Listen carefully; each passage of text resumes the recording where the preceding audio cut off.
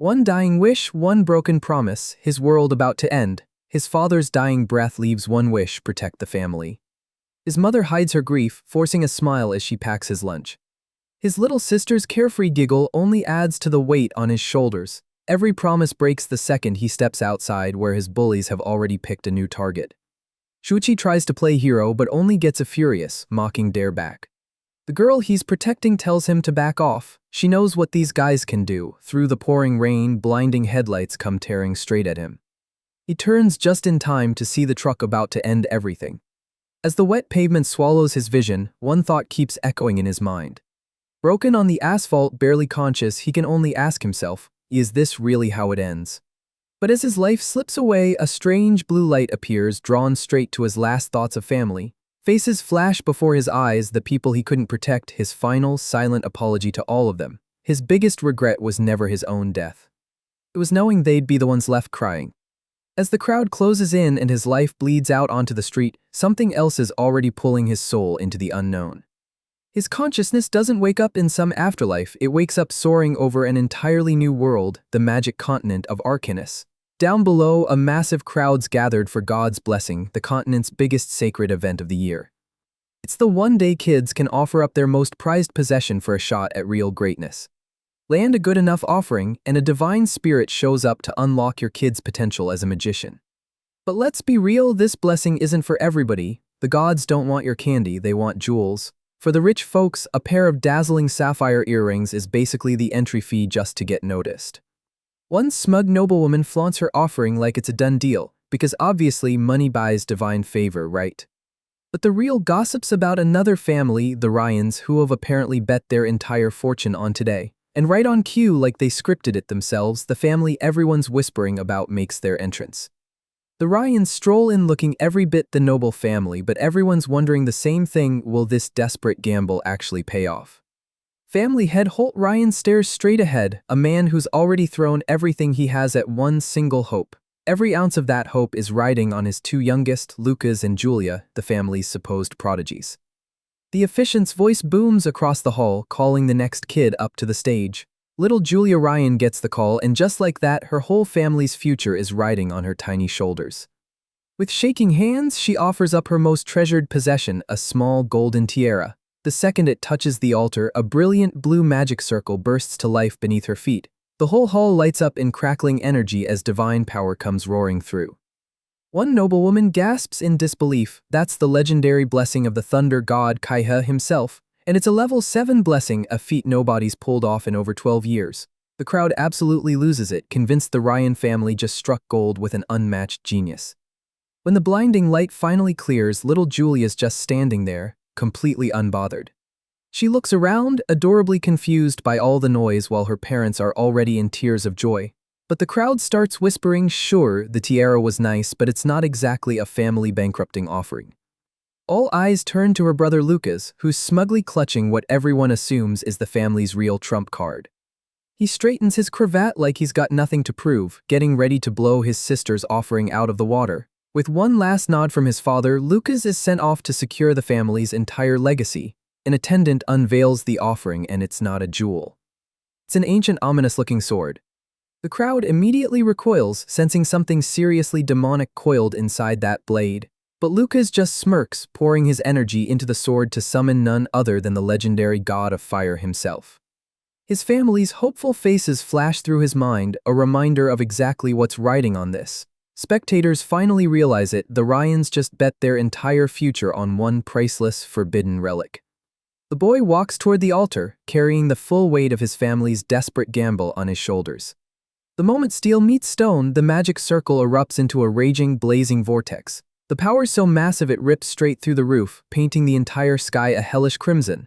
His father can only stare, speechless, wondering if they just witnessed the impossible, a level 9 blessing.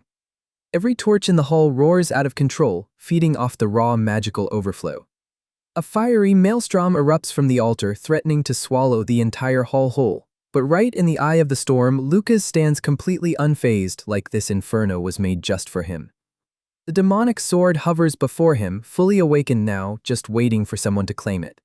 He glances down, baffled, as a tiny flame flickers to life right in his palm. That little flicker explodes into a raging inferno in seconds flat, his eyes wide with shock at the sight. The divine flames swallow him whole, triggering a transformation that looks every bit as painful as it sounds.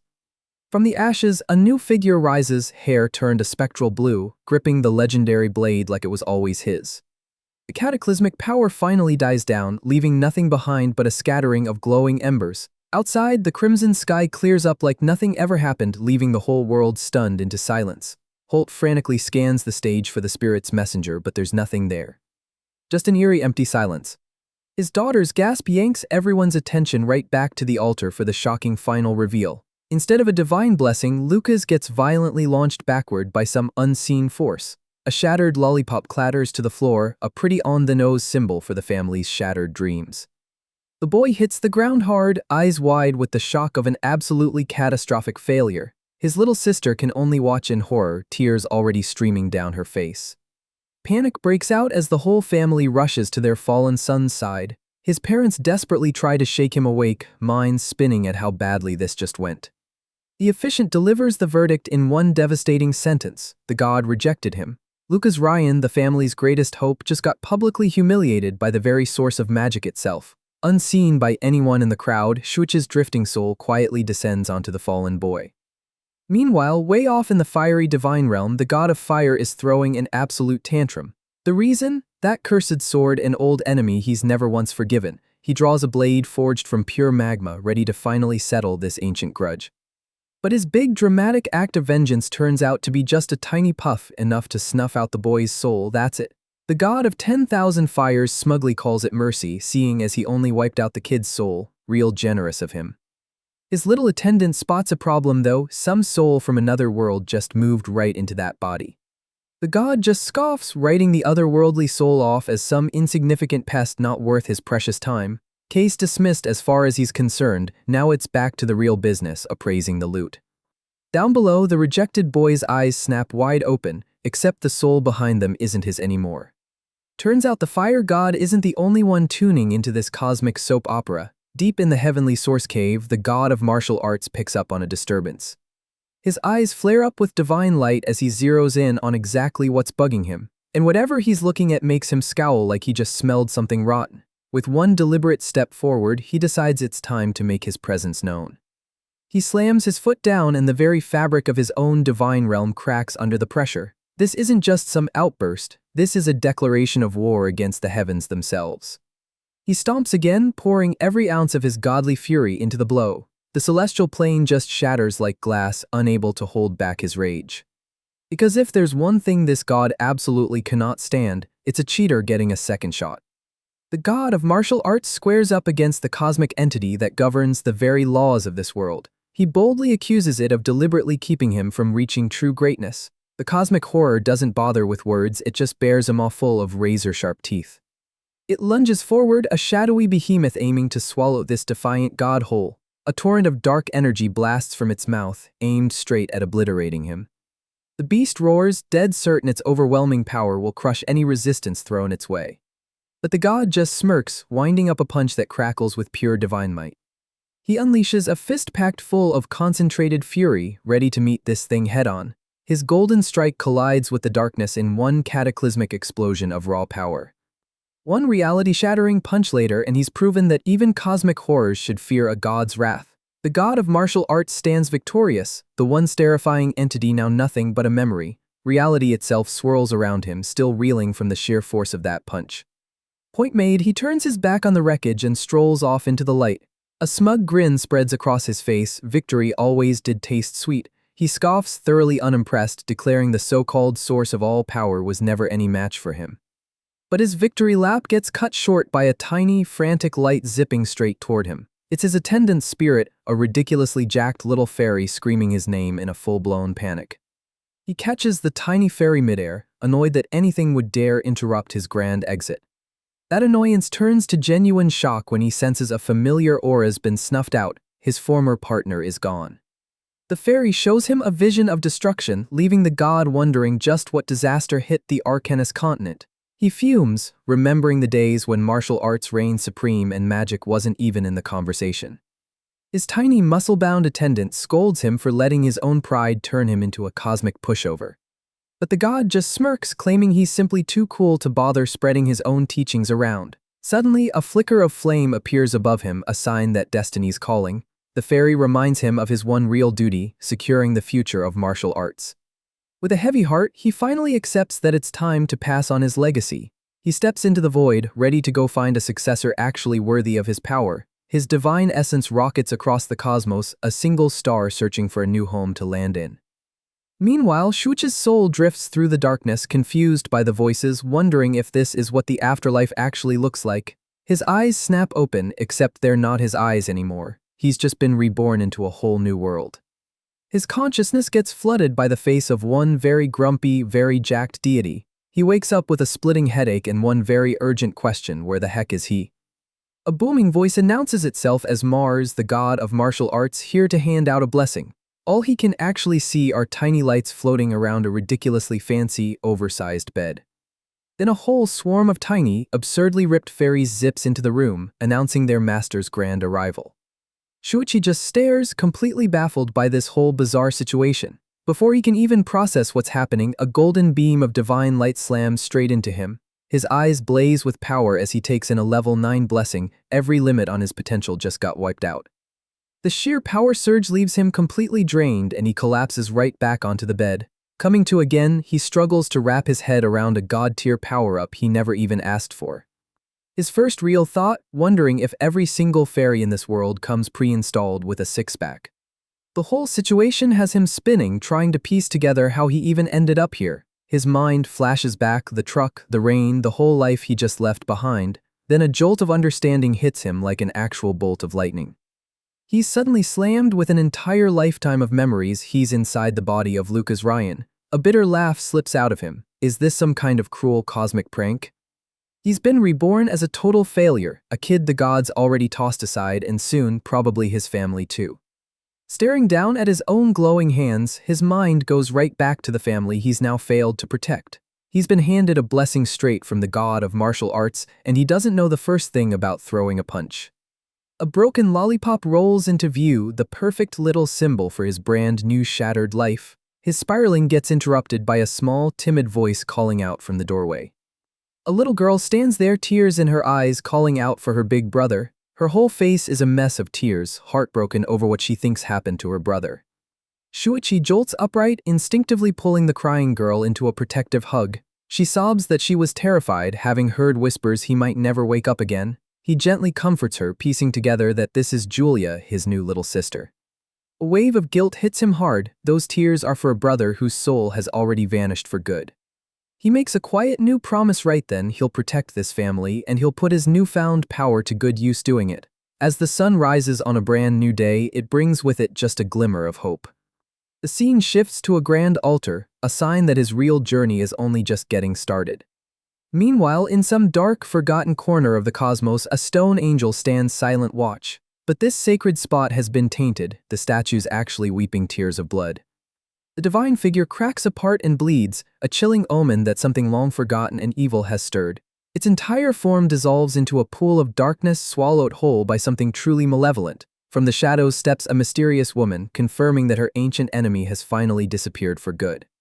She wonders aloud whether he's really gone or just fled off to hide in another realm. The battles left her seriously drained, a glowing sigil on her chest is all that's left of her power. Weakened as she is, she still floats over the wreckage like a queen surveying her own ruined battlefield. A sinister smile creeps across her face. With her rival finally out of the picture, world domination's back on the menu. The story jumps forward 9 years back to the now thriving Ryan estate. A grown-up Lucas wipes the sweat off his brow, looking every bit the polished young noble. He glances at the clear sky and figures it's the perfect time to go check on Julia's training. But the second he sets off to find her, a thorny shadow suddenly looms in his path. His senses instantly flag it. This is a magical ambush in progress. A massive thorny vine whips out from the bushes and snares him in a flash. Lucas just sighs, recognizing this all-too-familiar flavor of petty harassment immediately. He glances back, already knowing exactly who's behind it, his insufferable half-brother Jeremy. Jeremy sneers at him, mocking how surprised he is the family's biggest failure is still hanging around. He smugly reminds Lucas this training grounds for mages only, rejects need not apply. The vines tighten their grip, a nice painful reminder of exactly where Jeremy thinks he stands in this family. Jeremy leans in with a twisted grin, threatening to teach him a very painful lesson. Lucas answers that empty threat with the biggest, most bored yawn he can manage. He calmly mentions that his very powerful sister should be back any second now. His eyes narrow as he warns Jeremy to let go unless he's got a thing for getting struck by lightning. Jeremy just scoffs, calling him a weakling who can only hide behind his little sister's rep. Right on cue, a massive bolt of purple lightning cracks down from a perfectly clear sky. Bully's left a smoking, crispy mess, much to his attendants' absolute horror. Lucas glances over, completely unsurprised, as Julia strolls up with staff in hand. That adorably pink staff of hers is crackling with anything but adorable amounts of raw power.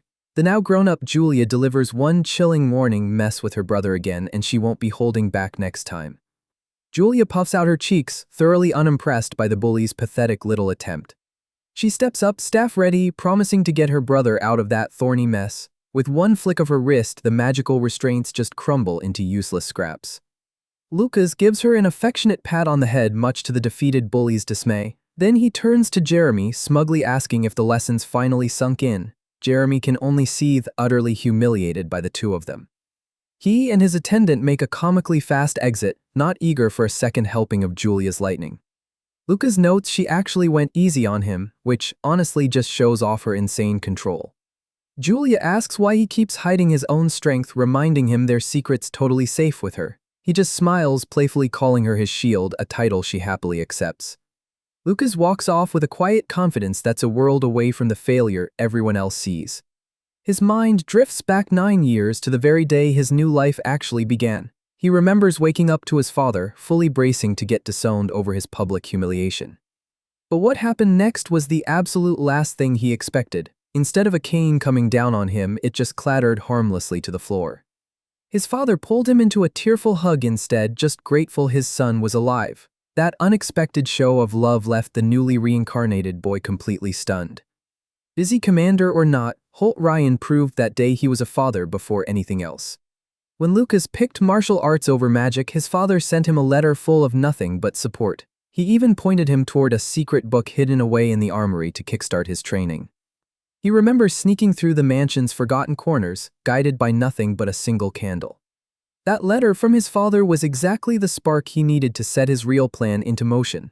Back in the present, the maids are in a full-blown panic, searching for a young master who's vanished again.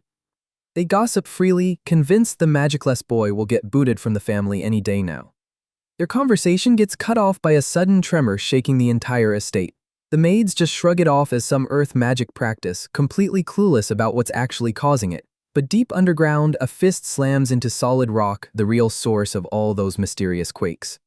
It's Lucas, catching his breath after yet another grueling round of secret training. He looks around, pretty satisfied with the hidden base he's carved straight out of the earth. 6 long months of digging went into this, a full 4-room sanctuary built to sharpen his real power. He mapped it all out: training area, study, storage, but what's supposed to go in that last room? Turns out even a future martial arts legend needs a bathroom, even if it's just a hand-me-down tub. For years now, this hidden sanctuary has been the stage for his relentless daily grind. Now it's fully kitted out, a testament to just how much work he's poured into this.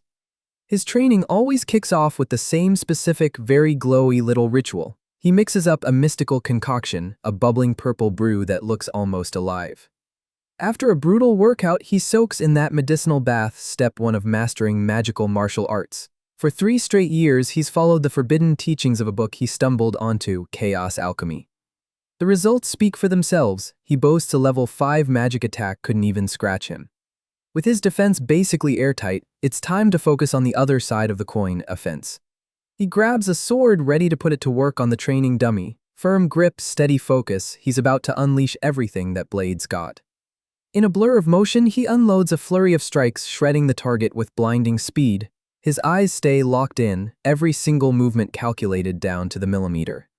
But one weapon's never enough for this guy. Next up, the spear. He lunges forward, pouring everything into one single, devastating thrust. The dummy gets wrapped in a web of light, proof of just how relentless this assault really is. His final strike is so brutal it reduces the whole thing to nothing but dust. His spear technique climbs to level 4, but honestly, he's still not satisfied. 9 years of steady progress later, and one thing still weighs heavy on his mind. He knows the only way to break past his current ceiling is enlightenment, the real deal. Trouble is, that path's so brutal most people give up and take the easier road with magic instead. But Lucas just smirks at the challenge because let's be honest, he's built different. He takes a slow breath, pouring every ounce of power into one clenched fist. His eyes flash with a resolve that doesn't care what the so-called limits say. One single punch and he unleashes power that's about as raw and untamed as it gets. The dummy doesn't just break, it completely disintegrates under the force. He stands there, totally unfazed by the wreckage, because for him, this is just getting started. His berserker's explosive fist technique casually climbs all the way to level 5. For whatever reason, the walls that stop everyone else just never show up for him. He realizes his limitless potential isn't luck, it's that level 9 blessing from the god of martial arts himself, still paying dividends. His meditation gets cut short by the clock chiming 6. Time for a rare family dinner. His father Holt's finally back home. As evening settles over the estate, the whole household scrambles to prepare for the master's return. Dressed for the occasion, Lucas heads to the dining hall for the long-overdue reunion. The doors swing open onto a slightly tense family gathering, though Julia greets him with a big, cheerful wave. His father Holt wastes no time, noting it's been a full 6 months since they last spoke. Lucas keeps it calm and respectful, simply answering, "Yes, father." Then the bombshell: Holtz enrolled him in a new martial arts program at the Magic Academy, much to Jeremy's total disgust. With the entrance exam just a week out, his father urges him to prepare, fully confident he'll pull through. Lucas thanks him calmly, playing the perfect grateful son to a T. Inside, though, he knows he's got to keep his real power under wraps to avoid unnecessary trouble. He raises a hand, ready to formally accept his father's challenge. But Julia suddenly cuts in, declaring she wants to enroll in the academy too. Holt gently tells her she's too young, but she fires back that the elite track has no age limit at all. Then she drops her own bombshell, a sealed invitation straight from the academy. Her father's skepticism melts into shock the moment he checks the official seal. He proudly declares her talents already legendary, a true genius for House Ryan. That happy family moment's completely lost on Jeremy, who's stewing in silent, bitter jealousy. He can't believe his father's actually praising Lucas, terrified his own reputation's about to get dragged down by the family's biggest embarrassment. His tantrum gets cut short by a gloved hand grabbing his sleeve. His mother, Jessica, yanks him back, telling him to get a grip. She coolly reminds him there's no reason to panic over a little competition. With a wicked little smile, she points out the family's failure still has to actually pass that exam. And that smirk promises she's already got a plan in motion to make sure he doesn't. 1 week later, the two siblings stand before the academy gates ready to head out. Their mother sees them off in tears, worry written all over her face. She presses 2 lucky coins from their father into Lucas's palm for good luck. A flashback shows the coins are ancient relics, a gift Holt gave his son years back. Lucas recognizes the face stamped on it. That's Mars, the very god who handed him his power. He remembers his parents telling him to always hold on to it as a good luck charm. Lucas smiles, genuinely grateful to have a loving family in both of his lives. With a confident grin and his sister's cheerful salute, the two of them finally head off for the academy. Hours down the road, their carriage stops for the night as dusk settles over the forest. Under full moon, their small party sets up camp in a quiet clearing. Their attendant explains they're just 1 day out from the Allen Academy of Magic. Julia's eyes light up with curiosity, already itching to know what's waiting in Daku Town. Their attendant mentions the town's famous magic dodgeball tournament and she's instantly thrilled. He tempts her further with talk of Daku Town's legendary food scene. Lucas can't resist teasing her, she's already drooling just thinking about all the snacks. But the peaceful night gets interrupted the moment Lucas's ear twitches at a distant sound.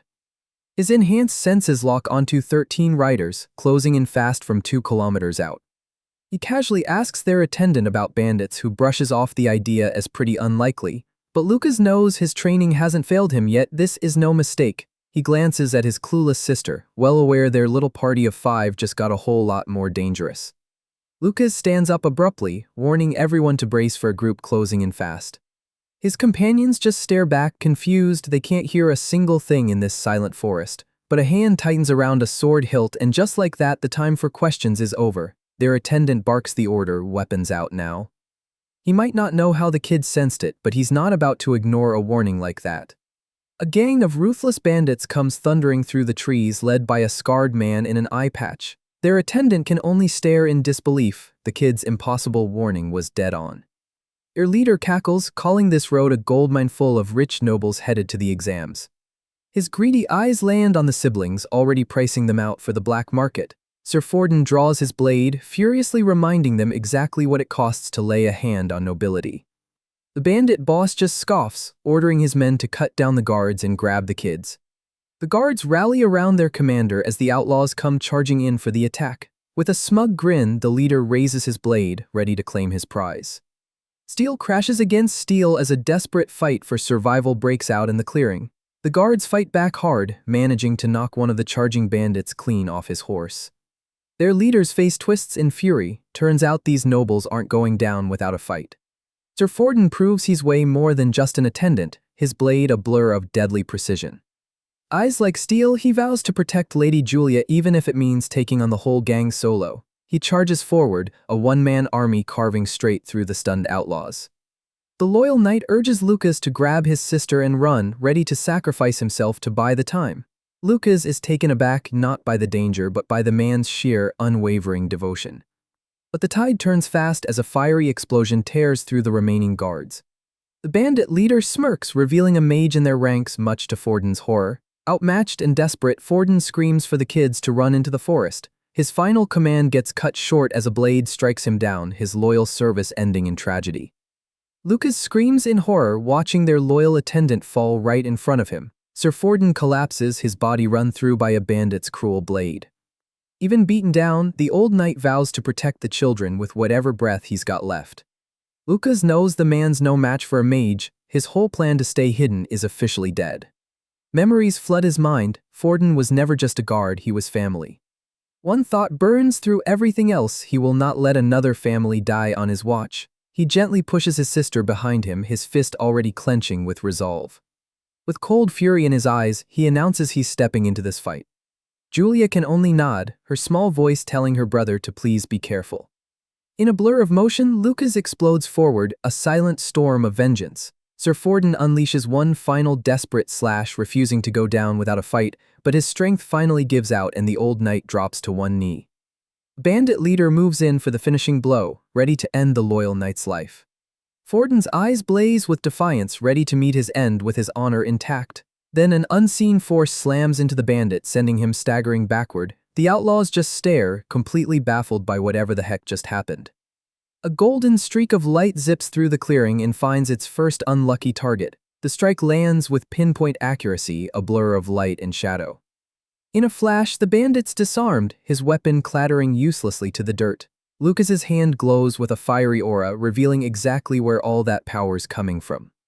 He casually mentions his Gale strikes already level 4. These guys are barely target practice at this point. The remaining outlaws cry out in confusion as their buddies drop like flies. Their mage grits his teeth, realizing his whole squad just got wiped out in seconds. Enraged, the bandit leader unleashes one last spell, determined to take the old knight down with him. A massive fireball hurtles straight at Forden, who's far too weak to even try dodging. The loyal knight closes his eyes, at peace knowing his sacrifice will buy the children's survival. With one last relieved smile, he accepts his fate, grateful for whatever mysterious force just stepped in. But in a flash of light, Lucas appears right in front of him, ready to intercept the whole thing. He leaps into the air like a human missile, heading straight into the incoming inferno. Forden can only watch, tears in his eyes, stunned by the sheer impossible bravery of it. All he can whisper is "Master," as Lucas stands there wreathed in golden light. The bandit mage is stunned, his fireball just got completely shut down. Refusing to accept it, the mage channels everything he's got into one last desperate attack. But Lucas's eyes just glow gold as he delivers the verdict, plain and simple: it's over. He unleashes his berserker's explosive fist, a single blow that swallows the mage whole in pure power. Lucas lands gracefully as the bandit goes flying, his whole reign of terror ending in a flash. The old knight is left speechless, unable to wrap his head around what he just witnessed. Lucas turns back with a cheeky grin, casually remarking he might actually have a knack for this whole fighting thing. The rest of the bandits just weep in terror, their fearsome leader taken down by an actual kid. Forden grabs him, mind still reeling, demanding to know where the heck this strength came from. Their victories cut short as something dark starts crawling out of the shadows. The bandit they just defeated transforms into a horrifying, skeletal monster of pure malice. Its single glowing eye locks onto them, radiating nothing but pure, unfiltered hatred. It bears a set of razor-sharp teeth, more than ready to tear them apart. Its gaze fixes on its next target as a single word starts forming in its throat. It lets out a blood-curdling roar, murderous intent echoing through the whole forest. Lucas grits his teeth. Whatever this thing is, it's definitely no ordinary bandit. His only thought is protecting his sister, and he vows to end this fast. He unleashes a powerful attack, his movements a blur of pure focused energy. With a flying leap, he brings his full power crashing down onto the monster's skull. His fist connects hard enough to shatter the ground, but the monster barely even flinches. It retaliates with a shadowy claw grazing his cheek in the close-quarters brawl. But Lucas is just warming up, slamming his fist into the earth to unleash something new. A wave of dark energy erupts outward, sending the remaining bandits flying. In an instant, the whole gang's bound up in shadowy chains, completely neutralized. Lucas turns back to the real threat, a grotesque monster wrapped in chains and pure rage. A strange glowing sigil pulses on its forehead, radiating dark, controlling energy. This isn't just a monster, it's a puppet, controlled by a necromancer pulling the strings. The creature lets out a guttural roar as its whole body swells and starts transforming. It morphs into a massive shadowy beast, dwarfing him completely as it braces to strike. He figures if brute force isn't cutting it, it's time to get a little creative. Lucas unleashes a flurry of strikes, all zeroed in on that glowing weak point. His fists become a blur of golden light, hammering away with relentless precision. With pure focus, he channels every last bit of energy into one final, decisive blow. He unleashes his explosive aura palm, aiming to shatter that sigil once and for all. A brilliant column of golden light erupts, completely overwhelming the creature's dark magic. The monster can only roar as its entire power source gets obliterated. The moment the sigil shatters, the dark magic holding it together starts unraveling fast. Lucas stands victorious as the shadowy beast dissolves into absolutely nothing behind him. The power drain finally catches up with him and he collapses to the ground, completely spent. He lets out a sigh of relief, his sister's worried cry cutting straight through the silence. His expression softens as Julia comes running, overjoyed to see he's okay. She tackles him in a flying hug, gushing about how amazing her big brother is. The old knight, meanwhile, is still trying to reboot his brain after everything he just watched. But that quiet moment gets shattered when his senses pick up on someone new approaching. A sharp horse whinny confirms it. They're definitely not alone out here. On its back sits a mysterious woman, her long silver hair standing stark against the dark forest. A closer look shows she's actually a prisoner, bound and gagged with a smaller figure clinging tight to her back. Elsewhere, the defeated bandits get handled in a grim, final sort of way. Deep in her lair, the sinister figure learns her pawn's been wiped out, her curiosity now piqued by this unknown player. For now, though, she decides restoring her power is the only thing that actually matters. Back in the forest, the night sky finally offers a bit of calm after the storm. The small girl introduces herself as Maya Rasta, catching everyone's attention immediately. Lucas racks his brain, certain he's heard the name Rasta somewhere before. By the fire, Julia agrees the name rings a bell for her too. Lucas connects the dots, they're both noble families from the exact same region. Julia turns to the silver-haired woman, asking how they ended up caught in a bandit trap. Tears well up in the woman's eyes as the memory comes flooding back. She recalls the bandits appearing out of nowhere, their laughter echoing through the trees. Her guards went down fast and her loyal maid was captured trying to shield her. The maid tearfully recalls how her pleas for mercy fell on completely deaf ears. The bandits were ruthless, nothing mattered to them except the gold they'd make off other people's suffering. The silver-haired woman shivers, confirming their real target was always the children of nobility. Lucas calmly reassures them the threat's been dealt with permanently. But behind that stoic silence, his mind's already piecing together a much bigger puzzle. Later, Forden reports the girls have turned in for the night, leaving the two men alone. Lucas turns to him, asking what he makes of their guest's harrowing story. Forden grimly agrees, this gang's probably been preying on nobles for a good while now. But Lucas points out this wasn't just any gang, they had both a mage and a necromancer on the roster.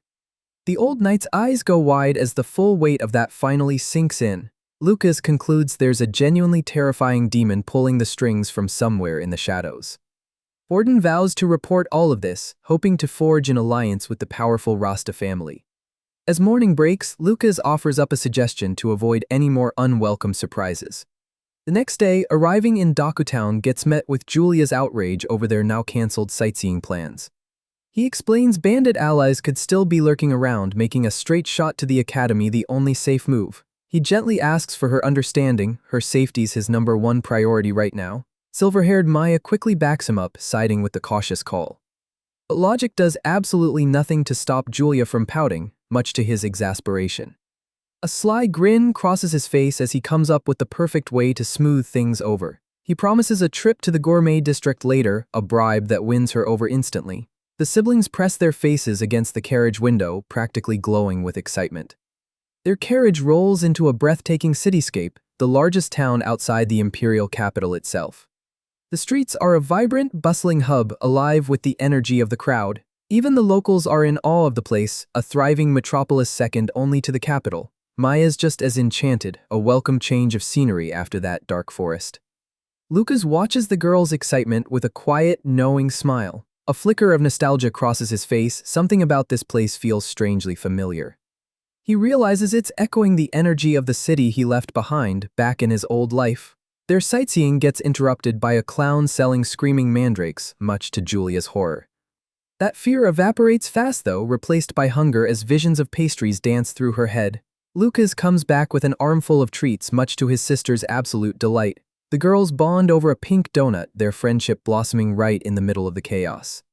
He watches them with a gentle smile, savoring a rare quiet moment on their trip.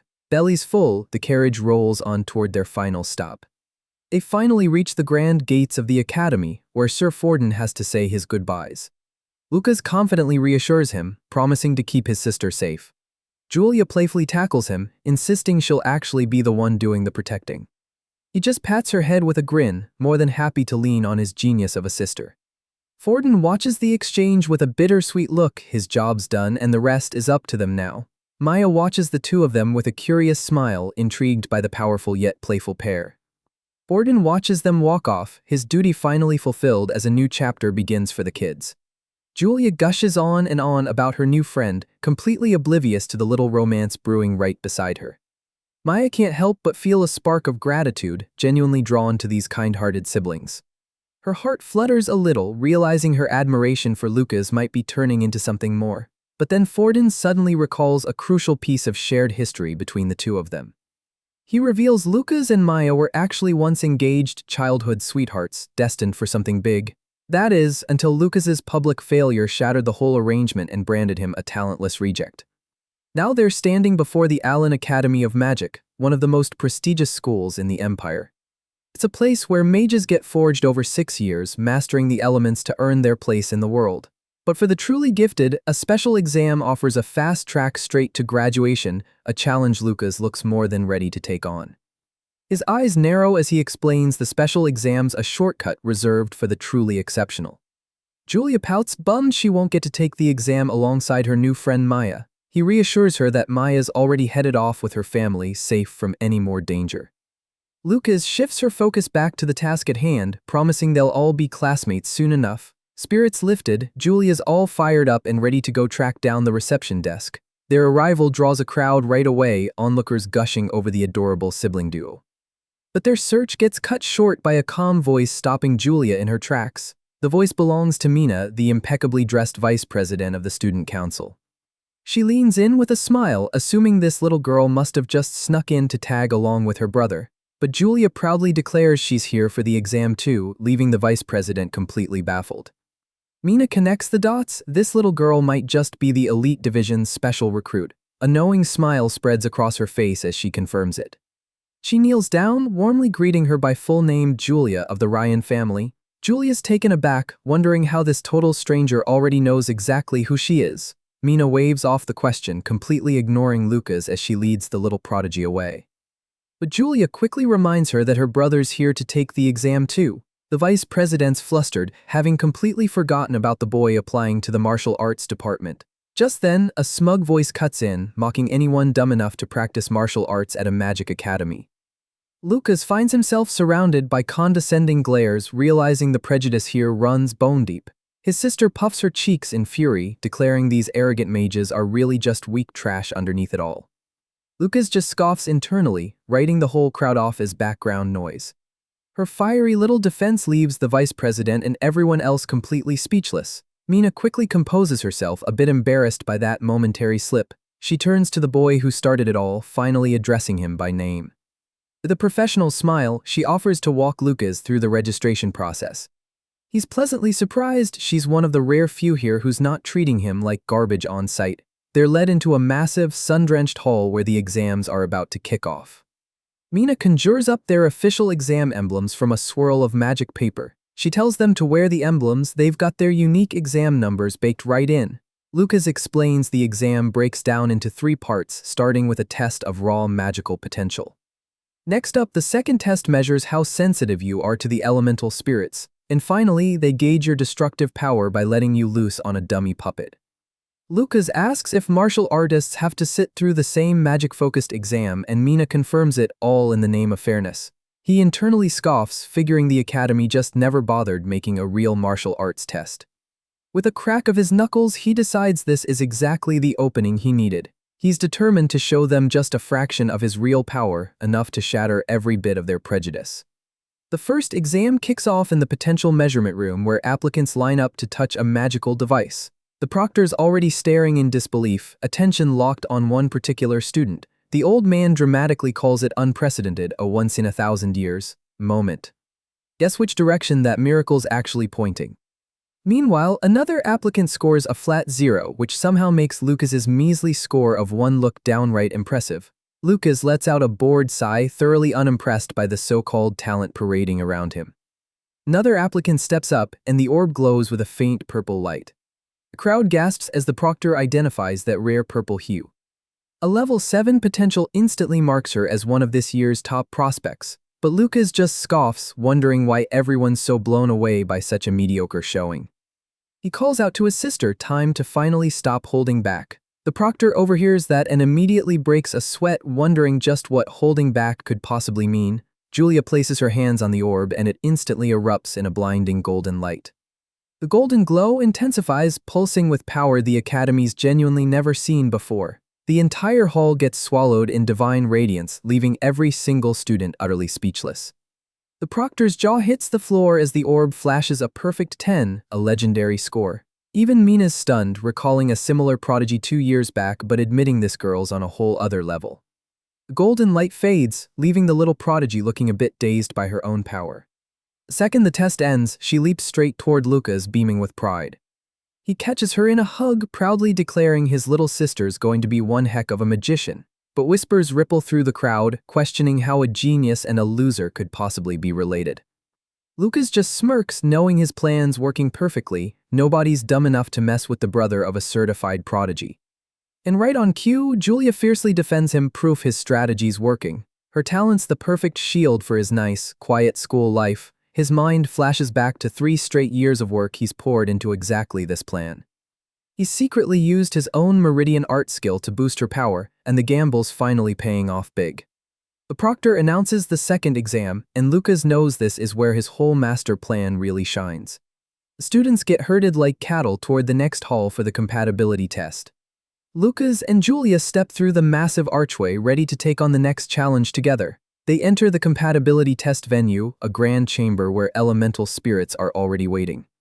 This test measures your affinity with the powerful spirits of fire, water, wind, and earth. The moment the test kicks off, the other students can only stare in disbelief. Every single elemental spirit in the hall flocks straight to Julia, ignoring everybody else entirely. She stands in the center of a magical whirlwind, looking every bit like a queen commanding her court. The other applicants are stunned, realizing she's got perfect compatibility with every single element. Lucas just smirks. This terrifying talent of hers is exactly the plan working as intended. He internally celebrates his meridian art, the secret skill he built purely to boost his sister's power. The official results are in. Julia scores a 9/6, the highest compatibility in the entire exam. The proctor offers his congratulations and she accepts it with a dazzling, triumphant grin. But her victory lap gets cut short the second she notices the crowd's creepy, unwanted attention. She's instantly swarmed by shadowy figures, all desperate to befriend the new prodigy. Overwhelmed, she bolts straight for the safety of her brother's arms. Lucas turns with a calm smile, asking what's got her so rattled. She clings to him, creeped out by the intense stares, admitting the whole thing's honestly a bit scary. He gently pats her head, explaining this is just the price that comes with being a certified genius. Her fear turns into resolve as she realizes protecting him means embracing her own strength. Lucas encourages her time to build up her courage right alongside her power, but his attention gets caught by a couple of gossiping nobles in the background. They whisper that her talent's wasted, being related to a talentless reject like him. They recall the elemental spirits fleeing the second Lucas walked into the exam hall. They didn't just avoid him, they looked at him like he was something disgusting. One of the nobles recalls something even stranger that happened right after. He swears a fire spirit literally tore its own arm off the second Lucas left the room. His friend just scoffs, brushing it off as some kind of fluke. Lucas overhears the whole thing, a sly, knowing smile creeping onto his face. He's honestly a little surprised anyone actually caught what he did during that exam. He knows exactly why the spirits looked at him like that, the fire god's ancient, petty grudge. The fire spirits were especially hostile, mocking him with some genuinely childish taunts.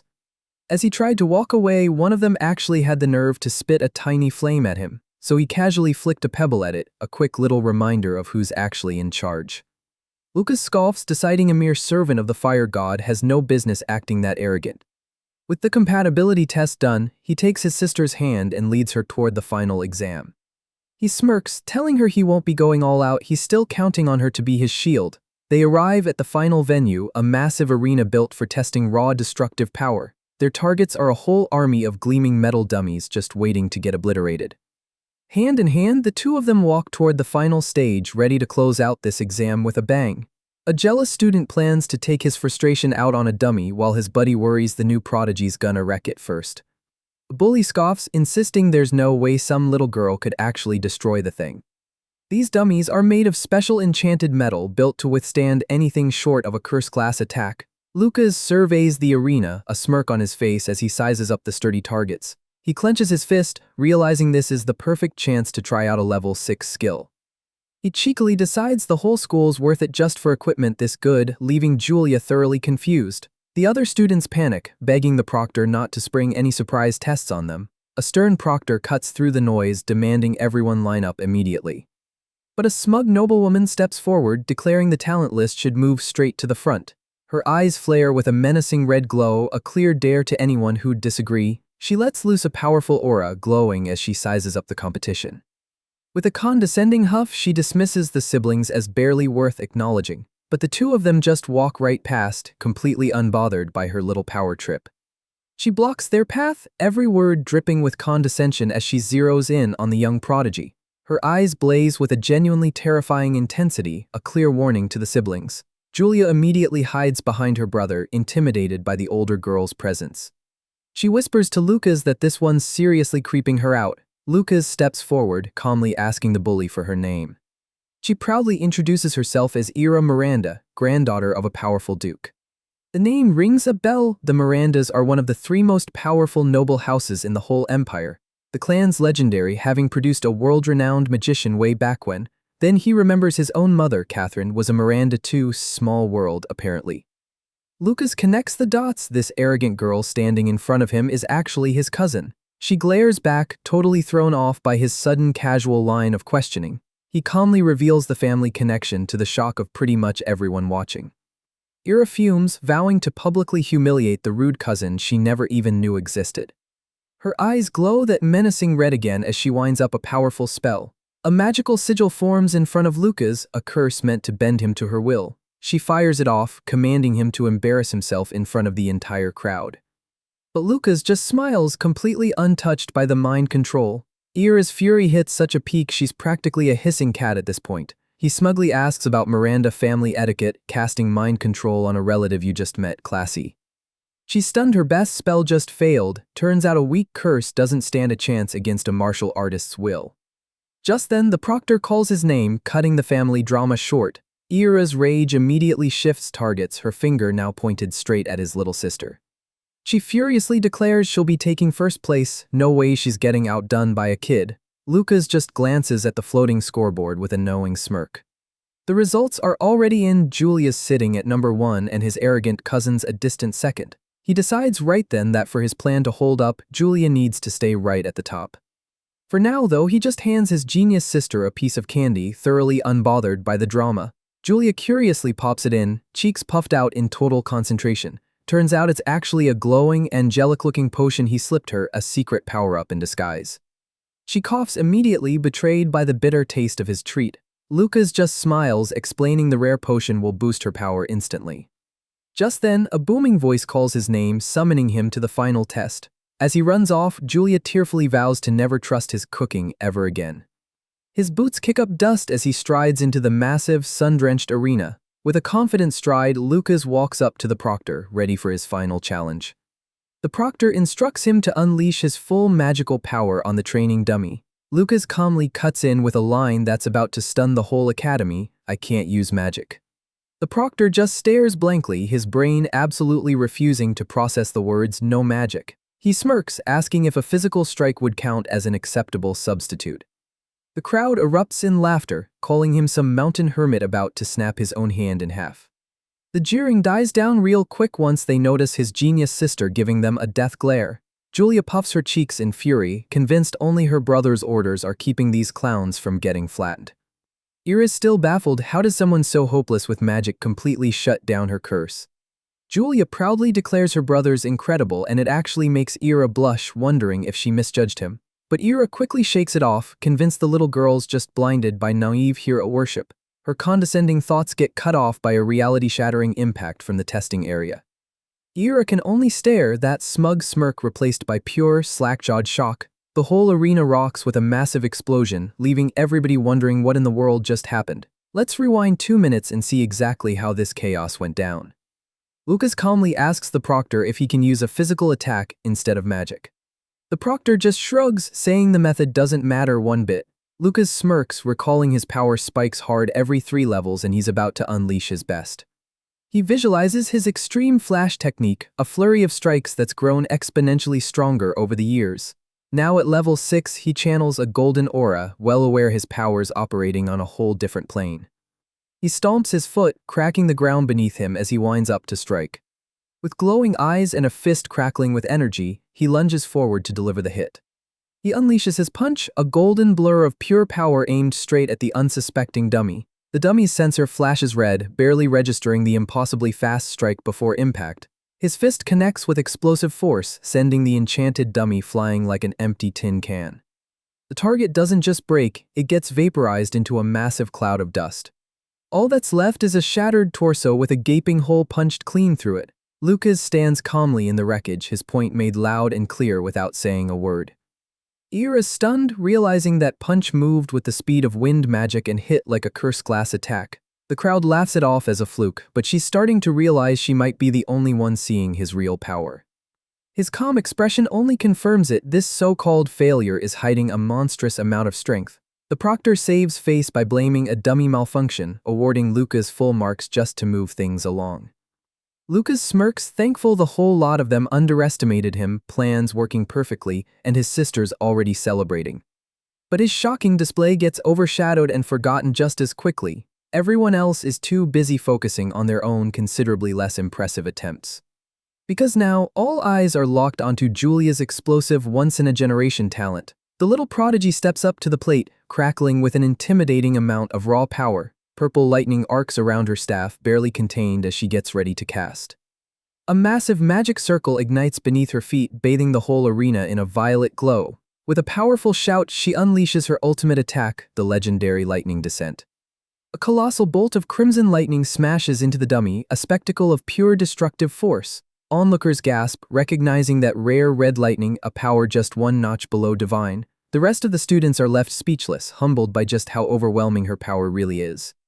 But the sheer recoil of her own spell sends Julia tumbling to the ground, much to the crowd's confusion. She looks up, dazed and honestly confused by the sheer power she just let loose. The sensor flashes a near-perfect 9-5, cementing her legendary status right then and there. Even Lucas has to admit, internally, he's shocked she pulled off the legendary red lightning. Julia notes the power felt different this time, more alive than her usual purple lightning. He feigns a proud tear, playing the supportive big brother role to absolute perfection. But that smug grin gives it away. He gave her that power-boosting pill without telling her thing. Turns out mages have their own pharmaceutical craft known as potion brewing. Martial artists, on the other hand, practice something different entirely, pill refinement. While potions need some kind of medium, refined pills act directly on the body, a far more potent method. Back in the day, pill refinement was a pretty common craft. Now, it's basically a forgotten legend. These days, almost nobody can whip up a magic enhancement pill on the level of the one that supercharged Julia. That's because hitting level 6 in pill refinement is basically considered impossible. In fact, the only other living master is Duke Rezin, a martial artist so respected that even mages just bow to him. Lucas realizes his secret skill cuts both ways. If word gets out his peaceful life is officially over. With the exams finally wrapped, the siblings wait under the academy's bright, sunny sky for their results. Julia fidgets on a bench, but Lucas calmly tells her they'll know their class placement soon enough. A familiar voice suddenly calls out their names, startling the young prodigy. It's Mina, the student council vice president, waving them over with a friendly smile. Lucas approaches, wondering what business she could possibly have with them now. Mina delivers the good news. Both siblings ranked first in their respective tracks. Julia's eyes sparkle with excitement, absolutely thrilled to be number 1 in the elite track. As she celebrates, Lucas proudly tells her he's counting on his genius little sister. The vice president then asks Julia which faculty she plans to join, leaving the prodigy a bit stumped.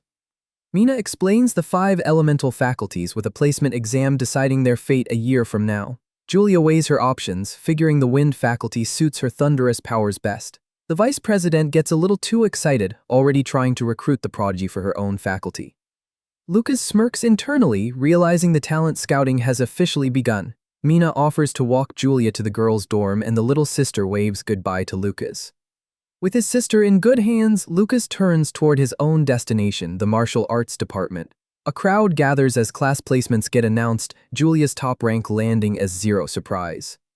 The glowing results board confirms the prodigy's victory, everyone else just background characters in her story. But his cousin Ira seethes in the distance, vowing to crush the Ryan siblings and reclaim her top spot. Lucas, meanwhile, heads down a completely different path toward the academy's forgotten corner. He reaches the martial arts department, wondering if the building will collapse if he breathes too hard. The place is an absolute wreck, a perfect mirror of how the academy actually views its martial artists. He smirks, figuring this rundown dump is exactly the kind of quiet school life he's after. His hopes for peace get instantly wrecked by a ridiculously cheerful senior who somehow already knows his name. The stranger introduces himself as Kai Terry, welcoming the new top student with a blindingly bright smile. But when Kai's handshake grabs nothing but air, Lucas figures this department is weirder than it looks. Kai gushes over Lucas's exam performance, but the new top student just plays it cool and calls it luck. The dorm manager hands over the keys, officially welcoming them to their new, questionable home. Turns out they're roommates in room 205, a fact that is Kai way more hyped than Lucas. The boys head upstairs where the crumbling ceiling confirms the dorm is a certified dump. They pick through the grimy, forgotten halls of the martial arts department, hunting for their room. They find their door, but a moody-looking student's already camped out front.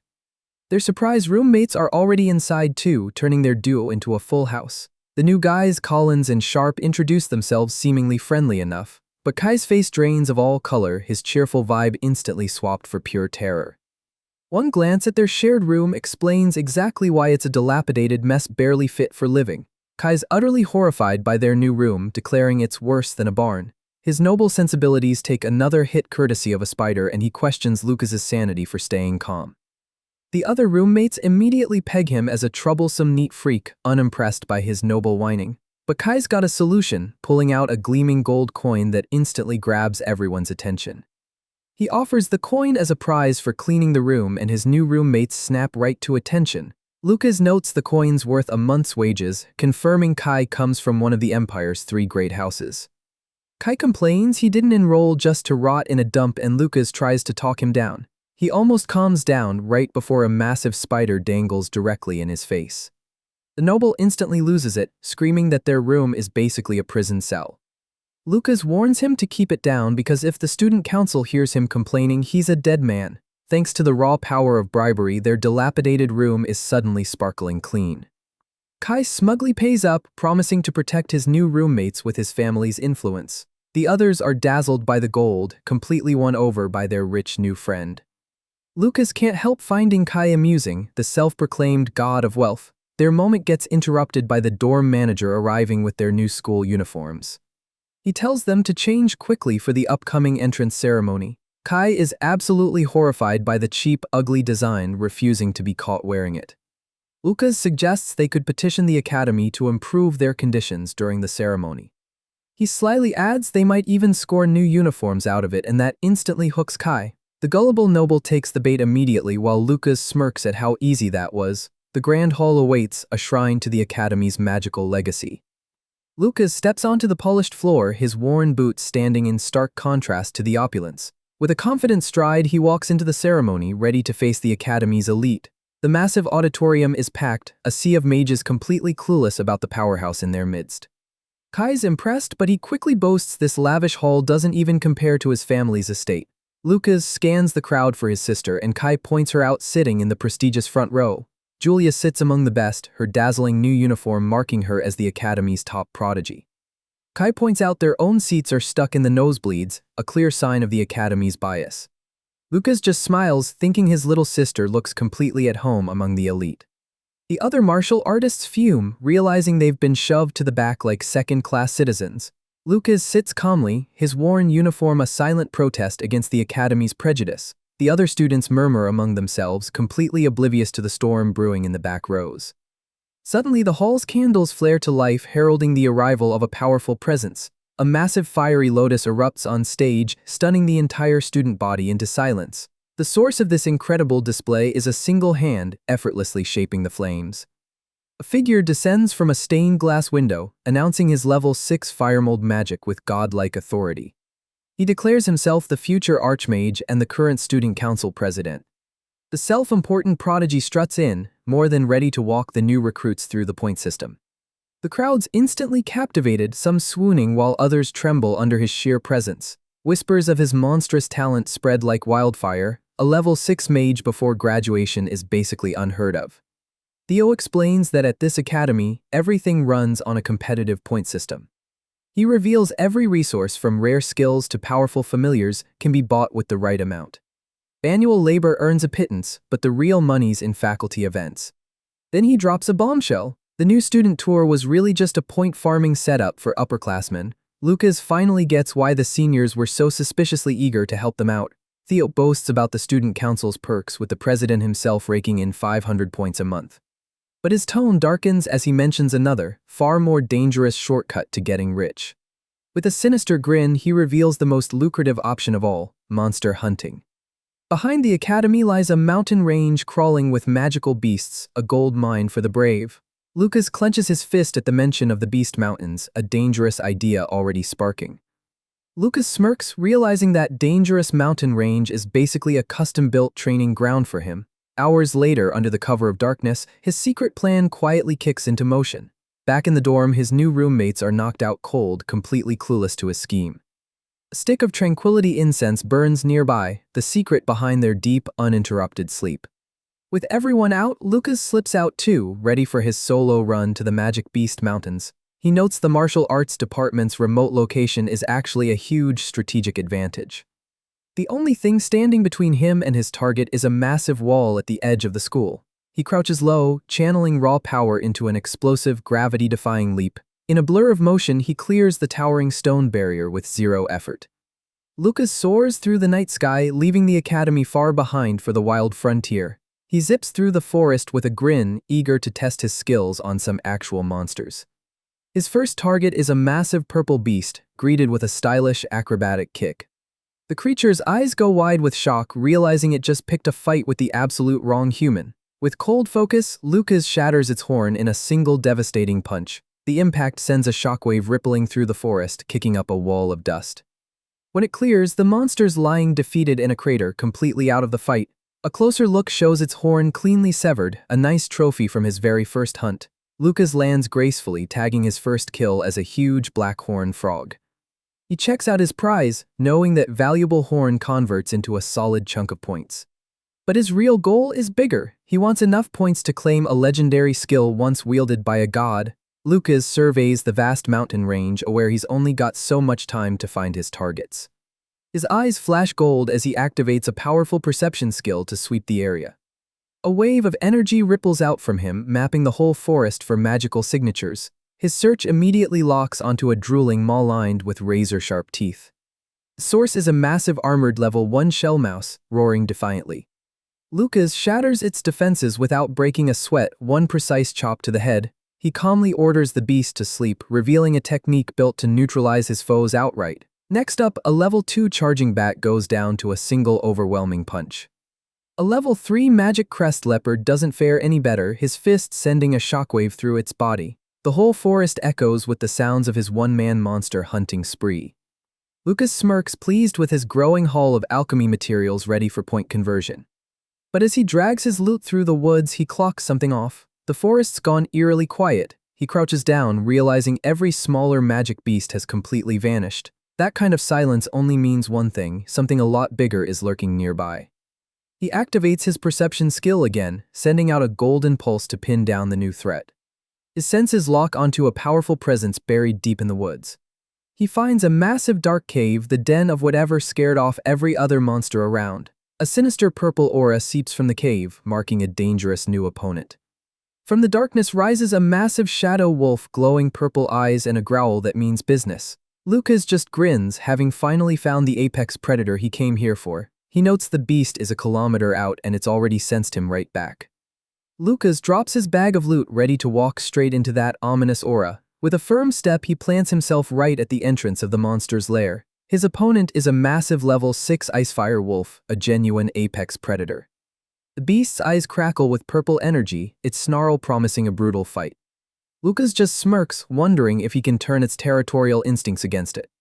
Without a hint of fear, he charges headfirst straight into the monster's den. With a confident grin, he clenches his fist, treating this life-or-death fight like a friendly spar. He leaps into the air, eyes glowing as he unleashes a powerful opening strike. The wolf fires back, a massive clawed paw swinging down to meet the challenge. The wolf unleashes a torrent of ice and Lucas meets it head-on. He effortlessly shapes a shield of solid ice, catching the beast's attack barehanded. The apex predator can only stare in disbelief, its strongest attack completely shut down. Lucas shatters the ice and slams it right back at the wolf's face, cold and calculated. He follows through with a devastating blow, sending the massive beast crashing to the ground. The wolf swings back with a desperate tail slam, but Lucas is already out of range. He lands calmly, a little disappointed his hit wasn't strong enough to end things instantly. Icy remnants of his attack shatter at his feet, proof the fight's far from over. Lucas taunts the beast, daring it to get up and show him something real. Fueled by rage, the injured wolf drags itself upright for round 2. The wolf unleashes its second element, charging a powerful fireball deep in its throat. It spits out a concentrated beam of pure inferno, turning the cave into an oven. The fiery blast takes the shape of a blazing bird, hurtling straight at its target. A massive explosion rocks the cavern, swallowing everything in a sea of flame. But the fire doesn't hurt the beast, it transforms it, bleaching its fur a ghostly white. The wolf lets out a pained howl, its new form crackling with untamed fiery energy, but Lucas has already moved, appearing behind the distracted beast in a flash. His eyes narrow with focus as he winds up a punch, pouring everything into that one fist. He unleashes a devastating blow, driving his fist straight into the monster's side. The internal shockwave proves too much, the apex predator critically wounded from the inside out. The wolf goes flying, a golden streak sealing its fate. It crashes hard into the cave wall, the apex predator now just a crumpled heap. Lucas notes its rare gift for wielding two opposing elements so freely. But the beast isn't finished, its eyes blazing with one last desperate fury. A closer look shows a strange yin-yang pattern in its eye, a sign of its unique power. Lucas smirks, realizing this rare magic beast is an even bigger prize than he thought. He places a hand on its head, a gesture that reads more curious than threatening. The wolf musters its last strength, charging up a final combined attack. Lucas stands unfazed, plenty capable of handling both elements himself.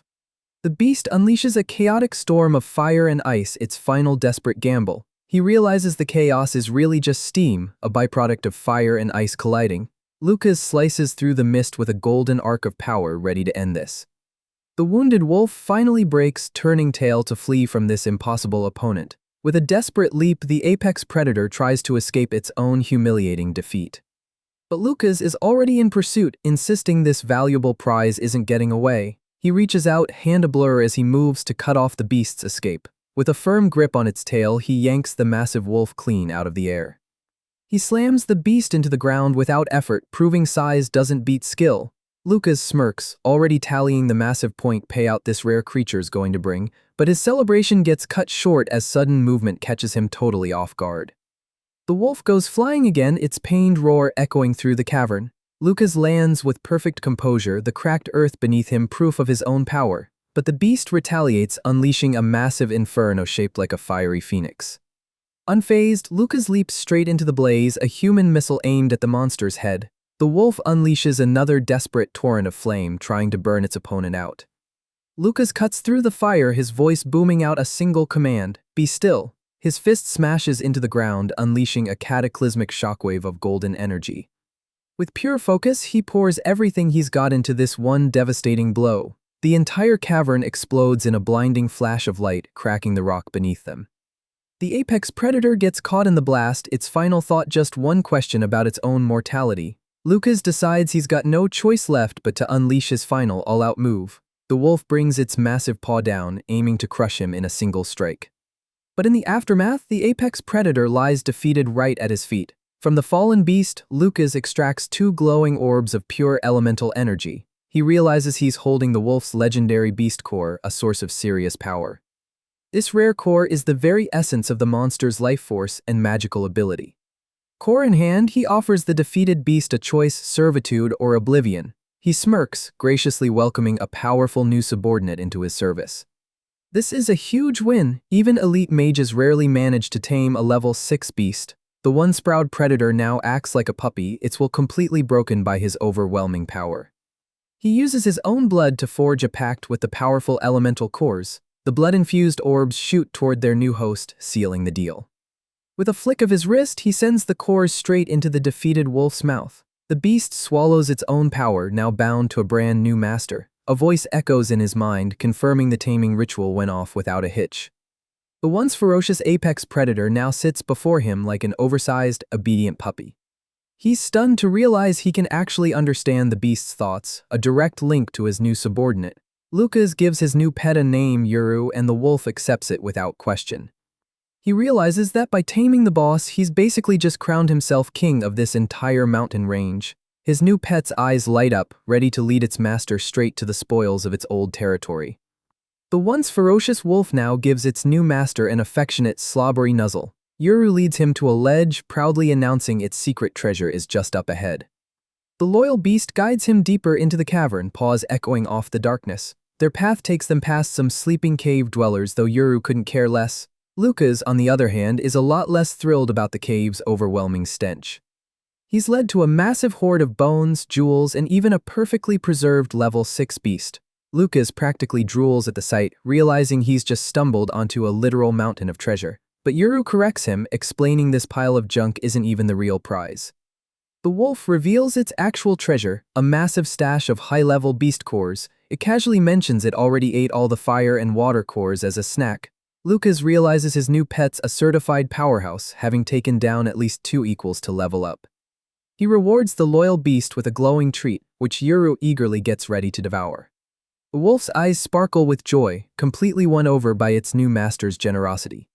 Lucas explains it's a recovery potion, then gives Yuru its very first mission: guard the treasure hoard. The newly named wolf accepts with gusto, thrilled to finally have a purpose. With his new subordinate on duty, Lucas turns his focus to the next phase of his plan.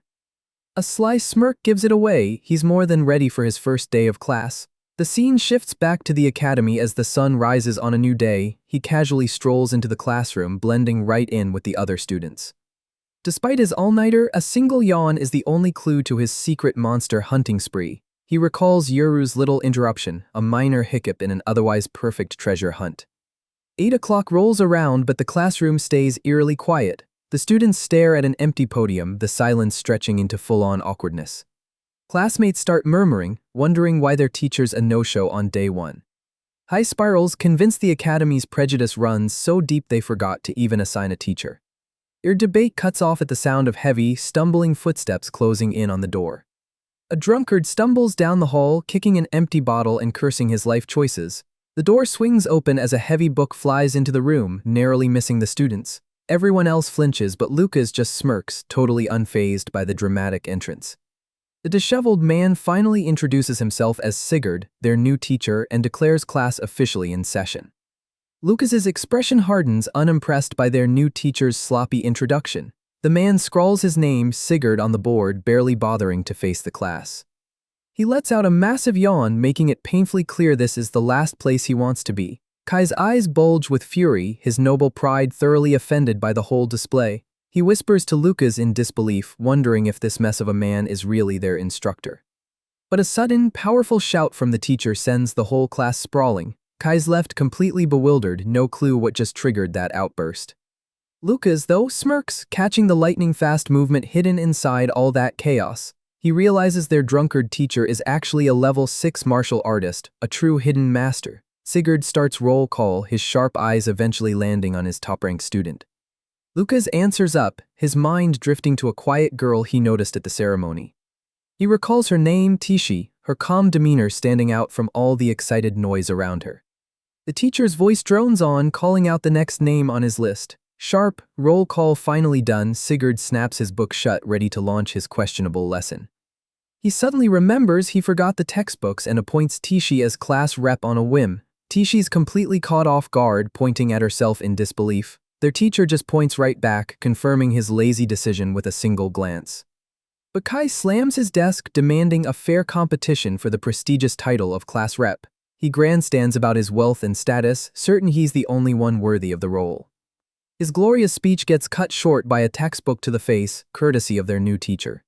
Sigurd waves a hand dismissively as he lays out his rules. With a menacing glare, he snaps a piece of chalk, declaring talking without permission is officially forbidden. He then promptly ditches class, ordering Tishi to hand out books for self-study. Tishi, however, is thrilled, seeing her new role as class rep as a shot to rewrite her destiny. Kai nurses the lump on his head, whining about their abusive teacher, while Lucas just finds the guy odd. While Kai plots to get him fired, Lucas studies their teacher's posture, sensing an old injury underneath. Lucas can't help wondering just how strong this man was before he got hurt. But when Kai pushes to report him, Lucas calmly shuts the idea down, much to his roommate's shock. Lucas just smirks, realizing a powerful teacher like this is going to make school a lot more interesting. Hours later, Kai's still fuming about their lazy teacher as they head to the cafeteria. Kai's rant gets cut short by Julia, happily running straight toward her brother. Lucas gives his sister an affectionate pat, asking how her first day went. She gushes about her amazing teacher while Kai fumes that his own department got the short end of the stick. Julia then asks if her incredible brother got picked as the martial arts class rep. Lucas just smiles, casually telling her he wasn't the one chosen. He quickly steers the topic toward food, and Julia's excitement fires right back up. But at this academy, even lunch isn't free. Everything here runs on a strict point system. The cafeteria serves up a feast fit for royalty, a delicious reward for anyone who can actually afford it. Julia digs in happily, her face lighting up as she enjoys the gourmet spread. Meanwhile, Kai watches from the background, his noble pride taking yet another hit. Kai sheds a tear over his peasant bread, outraged by the academy's blatant point discrimination. The cafeteria staff tells him to get lost, proving the bias runs deep at every single level. She coldly informs him that talentless students just have to suck it up and save their points. Lucas munches his sad slice of bread, feeling like he's lost all his basic human rights, but Julia swoops in like a guardian angel, offering Kai a plate of gourmet food. Kai's moved to tears by her kindness, while Lucas finds his dramatic reaction a bit much. Their little lunch gathering gets interrupted by a familiar face approaching the table. It's Maya, their former damsel in distress, greeting them with a cheerful smile. She politely turns down their lunch invite, offering homemade cookies as a thank you instead. Julia's eyes light up at the mention of sweets, eagerly grabbing the delicious gift. Julia happily declares the cookies are delicious, handing all the credit to their talented new friend. Maya blushes, her shy smile clearly meant for the one opinion she actually cares about. But Kai swoops in, playfully demanding his fair share of the treats. He's instantly impressed, comparing them to his own family's legendary sweets before introducing himself. Maya politely introduces herself back as Kai teases Lucas for knowing such a beauty. Lucas keeps his cool, deciding now's really not the time to mention she's actually his ex-fiancée. He sighs, realizing this crowded cafeteria is basically a minefield of old connections and new drama. His hunch gets proven right when two more familiar faces pop up in the crowd. A girl in glasses approaches, greeting him with a nervous, slightly flustered hello.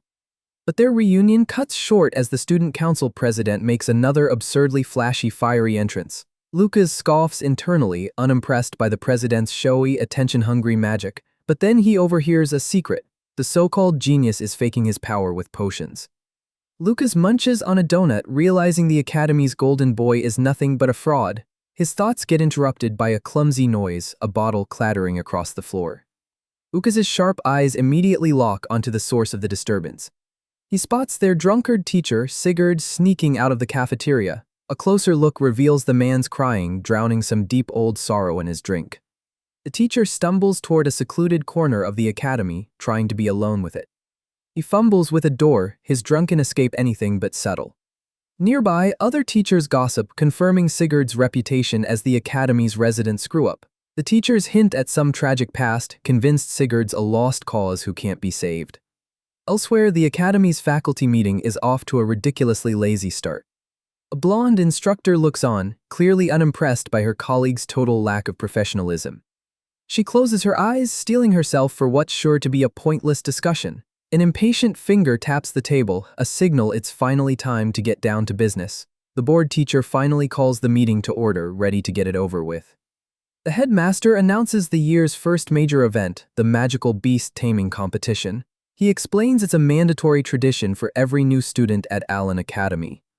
The blonde teacher confirms they've got 2,000 beasts ready, setting the date 6 days out. A smug instructor sneers, suggesting they exclude the martial arts students to save everyone's time. But a hand slams down on the table, silencing the room in an instant. Sigurd's eyes blaze with unexpected intensity as he calls out the blatant discrimination. The smug instructor backpedals, but Linda, the blonde teacher, cuts him off, siding with Sigurd. She firmly states that as long as they're students, the martial artists deserve to compete. Another teacher chimes in, agreeing every student deserves to be treated equally. The smug instructor's stunned, wondering why anyone, especially Linda, would side with the academy's resident failure. He scoffs, asking if they're still clinging to the legend of Sigurd's old level 8 glory. Defeated, he sneers that the martial artists will just end up crying in fear anyway. The headmaster makes the final call. The martial arts department is officially in the competition. The smug instructor storms out of the meeting, his plan to sideline the martial artists thoroughly foiled. After the meeting, a colleague questions Linda's unwavering support for the martial artists. He argues the beast taming competition's just too dangerous for students with zero magic. But Linda just smiles, holding on to something about their teacher the others have long forgotten. She recalls a powerful lesson someone once taught her, a long time back. It was Sigurd himself who once said any student who fears a challenge has no place in his department. Back in the martial arts department, word of the competition in 6 days spreads fast. Sober Sigurd announces a grueling training regimen, vowing to make them strong enough to beat any beast. But Kai scoffs, arguing the whole thing's pointless since their class rep's already picked. His complaint gets answered immediately by another high-speed projectile from the front of the class. Kai's silenced again as Sigurd officially kicks off his brutal training camp. Lucas worries that in practical combat training he'll have to hold way back to avoid obliterating his partner. The training yard erupts into motion as the students launch into intense sparring sessions. Tishi, the quiet class rep, unleashes a powerful kick, proving she's way more than just a bookworm. Her fierce determination shows, but a sudden move catches her completely off guard. The other students are impressed by the martial artist's skill, but Lucas stays unimpressed in the background. One girl boasts she's the best, right before a massive earth spike nearly takes out the runner-up Tishi. Lucas effortlessly deflects a flying classmate, recognizing exactly why Sigurd picked Tishi as leader. Their drunkard teacher suddenly calls it a day, his lesson plan seemingly as random as his sobriety. Kai collapses to the ground, utterly spent and grateful just to have survived day 1 of hellish training. His roommates offer to bring him food, revealing another one of Kai's classic bribery schemes already in play. Kai smugly explains his brilliant plan, saving points by paying his roommates in cash instead. While the others bicker over the next deal, Lucas couldn't care less about their petty scheming. He admits Collins is a clever guy, skillfully working the academy's social and economic ladders. Kai struts around, fishing for compliments on his supposedly genius-level intellect. He even offers to teach Lucas his ways, a generous offer from the self-proclaimed master of deals, but Lucas swiftly grabs his arm, shutting down the condescending offer before it goes any further. With a polite smile, he calmly tells his roommate he'll pass on the free life lessons. Kai has a sudden realization, assuming Lucas is just coasting on his little sister's elite status. But as night falls, Lucas knows his roommate's got it completely backwards. He's been secretly funding his own lifestyle by hunting massive beasts in the mountains. He smirks, claiming his wealth comes straight from the blessings of Mother Nature herself. His secret cave is the real source of his income, a hidden sanctuary tucked in the mountains. Tonight's blessing is a massive slab of monster meat roasting over a crackling fire. He admits family dinners are basically the only thing cutting into his relentless training schedule. His mind drifts to the vice president, who's been getting a little too friendly with his sister. A cold glint in his eye promises anyone who threatens Julia is going to face his wrath. His dark thoughts get interrupted by the wagging tail of his new oversized pet. The once mighty Yuru is now just a drooling puppy begging for a piece of his dinner. Lucas offers up the feast, admitting the ferocious beast is honestly kind of cute. The wolf happily devours its meal, proof that sharing his spoils with a subordinate isn't so bad. Lucas recruits his new pet as a sparring partner, his reassuring words doing little to calm the terrified beast. But Yuru's inner monologue reveals his master's definition of not hurting him is a bit of a stretch. The story shifts back to the Grand Ryan estate, bathed in soft moonlight. Outside, Lucas's mother Catherine sits alone, her thoughts clearly miles away with her kids. The sound of steady footsteps announces her husband Holt's arrival. He gently comforts his wife, already knowing exactly what's weighing on her. Holt notes their kids are probably deep into their new lives at the academy by now. Seeing a tear slip out, he offers a simple fix for her heartache. He reveals a convenient work trip will take him right to them and offers to bring her along. Catherine's sadness melts away instantly, replaced by pure joy at the surprise family reunion. Meanwhile, in the shadowy Grinda earldom, a secret society gathers for a clandestine meeting. A barefoot figure steps forward, the air thick with mystery and dark intent. The masked members trade sinister smiles, red eyes gleaming with malevolent purpose. Their leader welcomes a special guest, none other than Lucas's stepmother, Jessica. With a deceptively warm gesture, the hostess invites Jessica to join their dark circle. Jessica's cold eyes give it away. She's no stranger to this world of shadows and secrets. The leader unveils a new concoction, the Jade Dream, promising an otherworldly glow to whoever drinks it. Jessica accepts a glass, ready to take part in whatever twisted ritual's about to unfold. In a shocking display, the hostess performs a dark rite, her own life force becoming part of the offering. Her essence rains down, tainting their drinks and sealing a sinister pact between them all. The masked figure drinks the concoction, adding the final touch to their dark ritual. The whole cult partakes, their leader urging them to enjoy the twisted celebration. With the preparations complete, the hostess gets ready to begin her sinister game. She addresses her followers, declaring their Jade Dream is about to work miracles. Jessica stands among them, expression unreadable as she holds her tainted drink. With a subtle smile, she raises her glass, ready to seal her own dark pact. Later, the hostess questions Jessica's claim that an 11-year-old took down an entire gang. In a private moment, the leader admits Julia's talent is real, crediting her powerful bloodline. But she scoffs at the idea, pointing out a level 7 prodigy is no match for a level 44 powerhouse. The leader twists the knife further, questioning whether Jessica's own child even has what it takes. She cuts to the chase, asking if Jessica wants Catherine and her daughter gone so she can claim the title of Baroness. With a glint in her eye, Jessica confirms her ambition, desperately asking for the next step. A sinister smile spreads across the leader's face, her dark plan already in motion. She conjures a glowing purple sigil, offering Jessica the power to make her twisted dreams real. Her voice echoes through the empty hall, finding a twisted beauty in the thought of a young bud withering away. Back at the academy, Tishi announces another grueling day of hands-on training for the martial arts class. The other students are already at their limit, complaining that their teacher, Sigurd, is a literal demon. Tishi tries to rally her exhausted classmates, insisting the pain is what'll make them stronger. But Lucas, totally unfazed, just wonders why everyone else is so sore in the first place. A smug classmate flexes, declaring only the truly strong are immune to muscle pain, and his friends eagerly agree. Lucas, though, knows the real secret to their stamina is the tranquility incense he's been quietly burning. Tishi watches with pride, convinced their natural talent alone will make them great martial artists. The training continues as a silver-haired student charges in, ready for a serious spar. His opponent blocks the punch without breaking a sweat, exposing the gap in their skill levels. The dark-haired student looks completely unfazed, his defense solid as a rock. He counters with a powerful palm strike, sending a shockwave of air right back at his attacker. Nearby, Lucas clenches his fist, ready to show his own sparring partner what he's made of. He moves in a blur, effortlessly dodging and weaving through his opponent's flurry of attacks. His sparring partner grins, impressed by this unexpected display of skill. Lucas just smirks back, casually acknowledging the effort. Lucas watches his classmates spar, a silent observer of their progress. But his sharp senses suddenly pick up on an unseen presence watching him. He feels a powerful gaze, eyes drawn to a mysterious figure off in the distance. Under a massive tree, an old man sits in quiet meditation, his aura calm yet clearly powerful. Lucas wonders if the old man is the source, a momentary distraction his opponent quickly notices. His sparring partner spots an opening and unleashes a powerful punch, hoping to catch him off guard.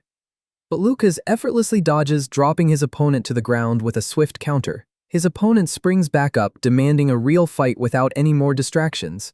Lucas just smirks, settling back into his stance, ready to give him exactly that. Meanwhile, the mysterious old man walks off with a knowing chuckle, his observation done. The mysterious old man politely turns down his companion's offer, mind clearly elsewhere. He reflects on the spar, a knowing smile spreading as his thoughts settle on Lucas. His sharp eyes narrow, realizing the boy's deliberately hiding some monstrous ability. The old master admits even he can't gauge the kid's full power and vows to remember the name Lucas Ryan. Hours later, with the grueling training finally over, Lucas heads out with a new plan brewing. He recalls their teacher's bizarre lesson, which was somehow less about fighting and more about massage. Sigurd's hands-on demo turned out surprisingly effective, much to his students' relief. The unorthodox technique worked wonders, completely wiping out the whole class's muscle fatigue. Lucas smirks, knowing his secret incense is the real reason his roommates weren't sore, already planning his next move. Bag of monster parts in hand, he heads into town to grab supplies for a new secret training ground. He arrives at the Academy's exclusive magic shop, a place known for its rare and powerful goods. The inside is massive, more high-end department store than simple campus shop. But just like everywhere else in this academy, everything's got a price and payment comes in points. He calculates his monthly expenses, realizing this secret training isn't going to come cheap. His mind flashes to his sister's point stash, but he knows he can't be a freeloader, especially with snacks on the line. For now, he'll stick to essentials, planning to cash in his monster loot for a bigger shopping spree later.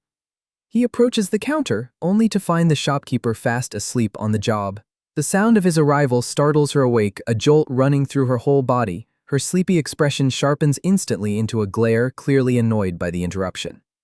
Unfazed by her attitude, he simply presents his card, ready to make his purchase. The sleepy shopkeeper rings him up, the total coming to a measly 5 points. His card gets scanned, the magical orb confirming the small but meaningful transaction. She recognizes his uniform, surprised a martial artist would drop half his starting points in one go. Lucas just smiles, handing over his card and grabbing the massive bag of supplies. The shopkeeper warns him not to get reckless, reminding him points don't come easy. He casually replies this isn't nearly enough, promising he'll be back for more soon. Her mind reels, wondering what on earth a martial artist could need with that many potion ingredients. She sighs in defeat as he leaves, deciding all nobles are just ridiculously out of touch. Later that night, Lucas returns to his secret mountain hideout, new supplies in tow. He soaks in a bubbling purple bath, kicking off the next phase of his secret body-enhancing training. He notes the potent brews far too valuable to just toss out after one use, but he quickly dismisses the idea of sharing his bathwater, unaware of the glowing eyes lurking in the dark. A massive, drooling moth suddenly appears, drawn in by the powerful aroma. Feeling refreshed, Lucas decides it's time to cash in some monster parts for points. He plans to stick to common materials to avoid suspicion, totally oblivious to his pet's brand new drinking habit. A sudden slurping sound makes him turn, a flicker of suspicion crossing his eyes. He finds his loyal wolf Yuru looking incredibly guilty, head buried in the tub. Lucas recoils in horror, realizing his pet just chugged his entire magical bath. The once mighty apex predator can only stare back, caught red-pawed in the act. He just sighs, reassuring the wolf that the body-enhancing brew is actually good for him. Yuru thanks him by demanding beef, conveniently solving Lucas's bathwater disposal problem for good. With his new recycling plan in place, he heads back to town to quietly sell off his monster loot. The shopkeeper spots him holding a massive hammer and offers to help, but Lucas insists he's got it. She waves him off, assuming his rich family sent the supplies, a misunderstanding he's more than happy to let slide. The next day, their teacher Sigurd is furious, demanding to know why his students have zero motivation before tomorrow's tournament. He roars that if they're not going to take it seriously, they should just drop out and go home. His tirade rolls on, calling out sloppy forms one by one, with Kai next on the chopping block. Sigurd calls Kai's fighting style weird, though the noble internally fumes that his weird style already beat 3 classmates. The teacher launches a piece of chalk with pinpoint accuracy, asking if the others really lost to this guy. Lucas and his roommates sheepishly admit defeat, deciding it's easier than arguing with their rich, dramatic friend. Sigurd sighs in exasperation, completely fed up with the entitled noble brats in his class. To settle it once and for all, he orders quiet class rep Tishi to spar with the arrogant Kai. The 2 students take their positions in the training yard ready for the showdown. Kai smirks, vowing to prove with his skill that he's the only one fit to be class rep. Tishi calmly accepts the challenge, her ready stance hinting at hidden strength. The fight kicks off as Tishi unleashes a powerful kick, cracking the ground beneath them. Kai gets sent flying by the sheer force of her attack, utterly unprepared for that kind of power. He lands with a sinister grin, finally realizing this quiet girl is a worthy opponent. Tishi moves with incredible speed, landing a solid strike that leaves Kai stunned. She follows through with a devastating kick, proving she's more than a match for the smug noble. Tishi unleashes a powerful palm strike, her focus absolute. Kai's arrogant smirk gets wiped clean off his face by the unexpected force. The smug noble goes flying, a perfect arc of defeat across the training yard. He lands with a comical thud, his ego bruised just as badly as his forehead, but Tishi isn't done digging in her heels for the final round. Kai roars back to his feet, refusing to be beaten by the quiet class rep. She meets his rage with a calm, calculated palm strike ready to end this. Her final blow sends him skidding across the field, pride completely shattered. Lucas watches it all unfold, finally understanding their teacher's brilliant, if lazy, choice. Sigurd explains Tishi's win came down to one thing: she exploited Kai's reckless offense and non-existent defense. Tishi offers a hand to her defeated opponent, while Lucas silently takes it all in. But their teacher's unimpressed, dropping a new ultimatum: tame a magic beast by tomorrow. The stakes climb even higher. Failure means immediate expulsion from the department. Sigurd orders them to train until nightfall, one final brutal push before the real test. After the grueling session, a defeated Kai collapses and Lucas offers some unexpected support. Lucas points out the fatal flaw in Kai's technique, telling him flat out to fix his non-existent defense. But Kai's real problem isn't his fighting style, he's just been completely thunderstruck by Tishi. The noble's so impressed by her strength he's already planning their future, leaving Lucas to question his sanity. The next day arrives and the students get herded toward a massive, intimidating coliseum. Kai looks down into the arena, face pale with terror at the sight of the monster-filled pit below. The mages in the crowd openly mock the martial artists, wondering why they even bothered showing up. But Sigurd's menacing glare instantly silences the gossiping students. He sits there with an imposing presence, a silent guardian over his underestimated class. His students are stunned, realizing their drunkard teacher is actually out here defending their honor. This unexpected support from their teacher leaves them completely baffled. Lucas offers some unique advice to a nervous classmate: just pretend the beasts are their teacher. The thought of finally getting some payback on Sigurd fills Kai with a sudden, glorious sense of purpose, but their teacher's sharp hearing catches every word of that little motivational speech. Lucas then offers some actual advice, reminding Kai his defense is the key to winning.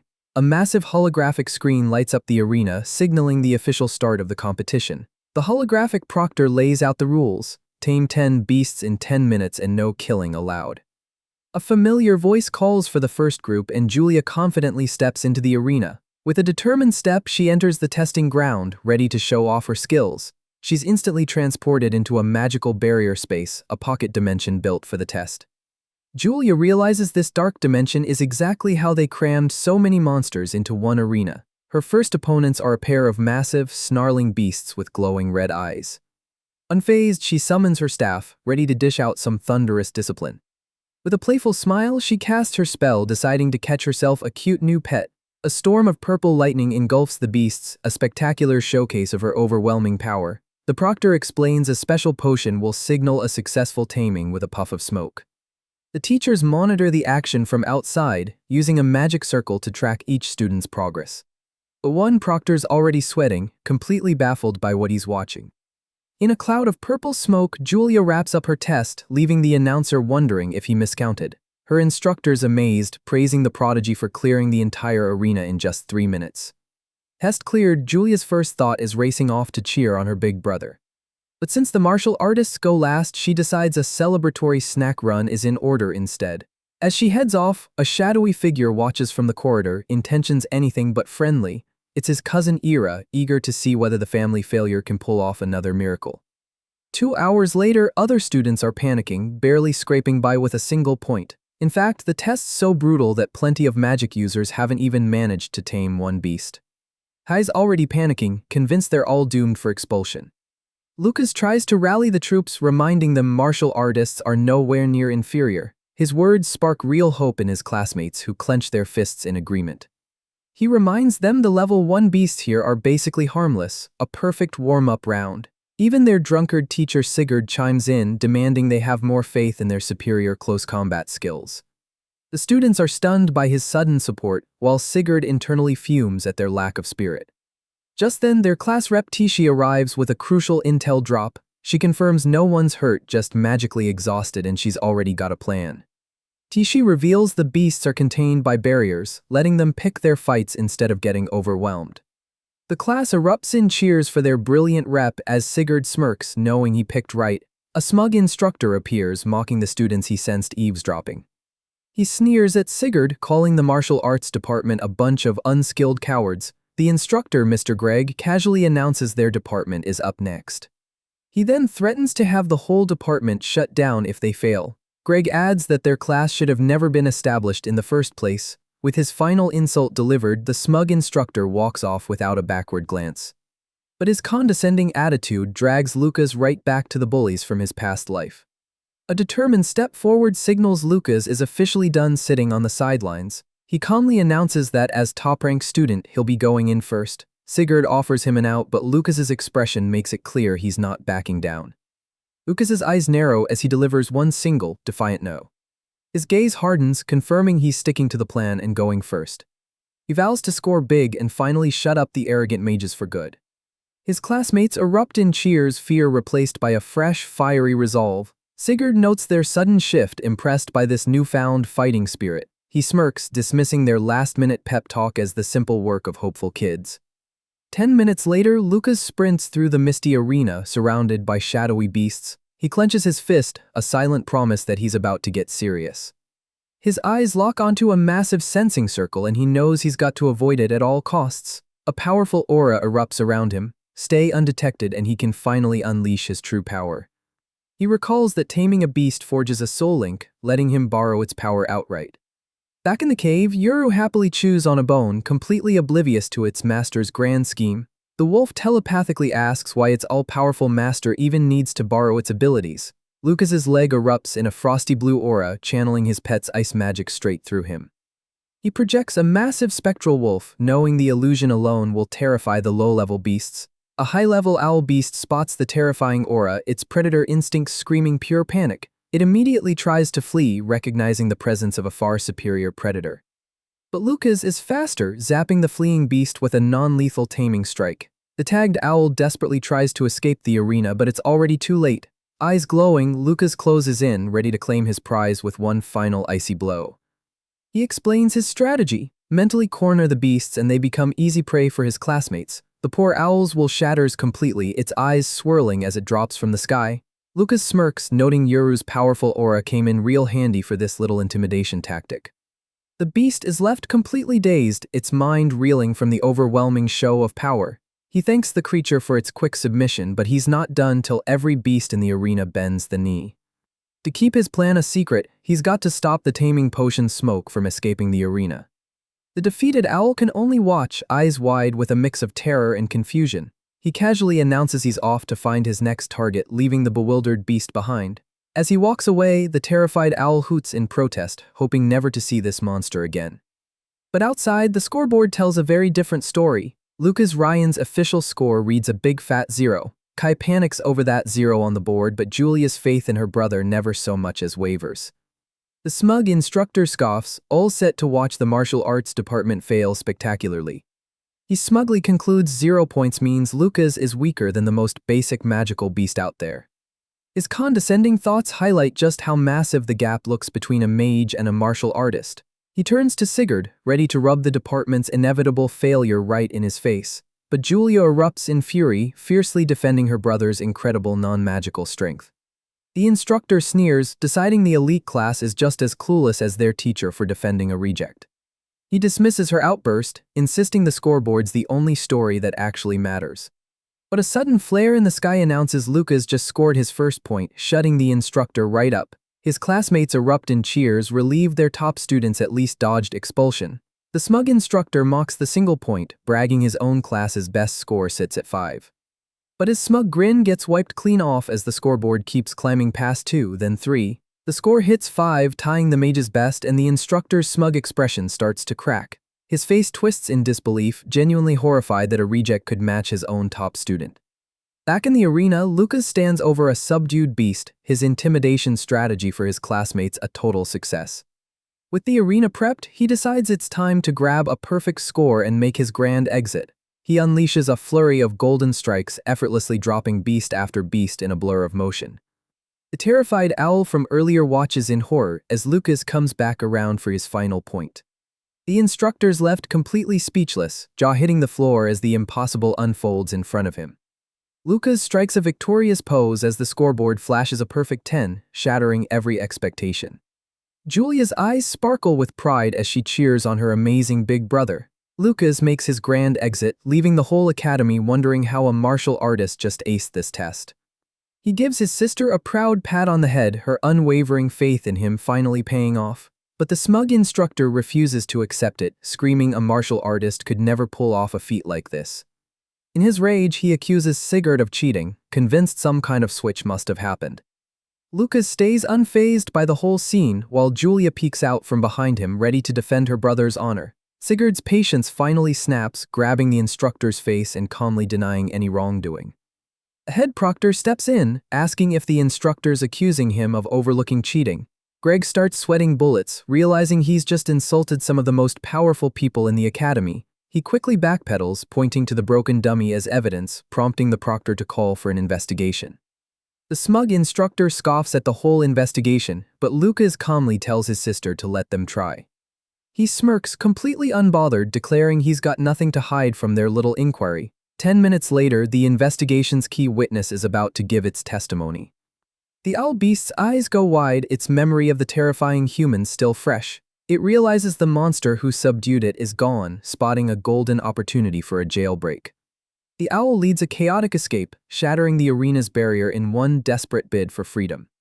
But a proctor raises his staff, ready to put a magical stop to their little rebellion. A glowing lasso of pure energy shoots out, aimed dead center at the fleeing ringleader. The magical restraint finds its mark, instantly neutralizing the escaping owl. The proctors note the beast's unusual energy but decide the show must go on regardless. The proctors still can't quite believe a martial artist earned a perfect score without some kind of trick. His superior admits the investigation turned up nothing, guessing the beasts themselves must have been off. They decide to examine the 10 terrified creatures later and let the tournament carry on. The official verdict comes in, no cheating found, and the competition continues as planned. Lucas smirks, realizing since they couldn't find his secret, they've got no choice but to accept his power. But his sharp eyes hint he's nowhere near done surprising them yet. He thinks to himself that with the stage set, the real show is just getting started. The next student, Tishi, sprints into the arena, vowing not to let Lucas steal all the glory. She immediately locks onto a wolf beast, ready to prove her own strength. Tishi unleashes a flurry of powerful strikes, catching the beast completely off guard. Tishi gives herself a 30-second limit, ready to switch targets if this one proves too tough. She leaps into action, using the beast's back as a springboard for her attack, but the wolf panics, sensing the lingering aura of the monster Lucas left behind.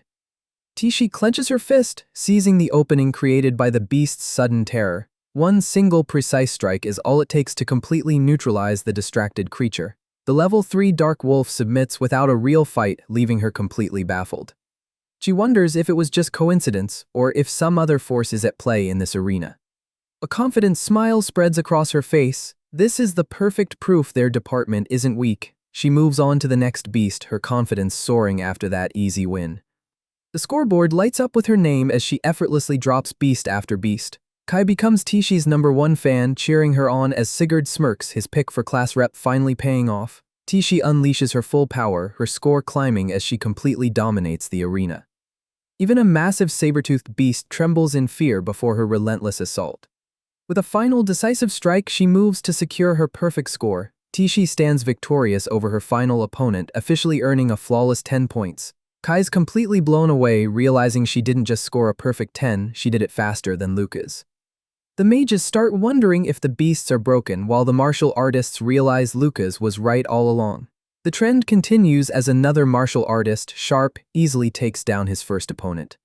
He follows up with a powerful ground strike, showing off his own impressive skill. And just like that, Alto Sharp also lands a perfect 10, leaving the mages in stunned silence.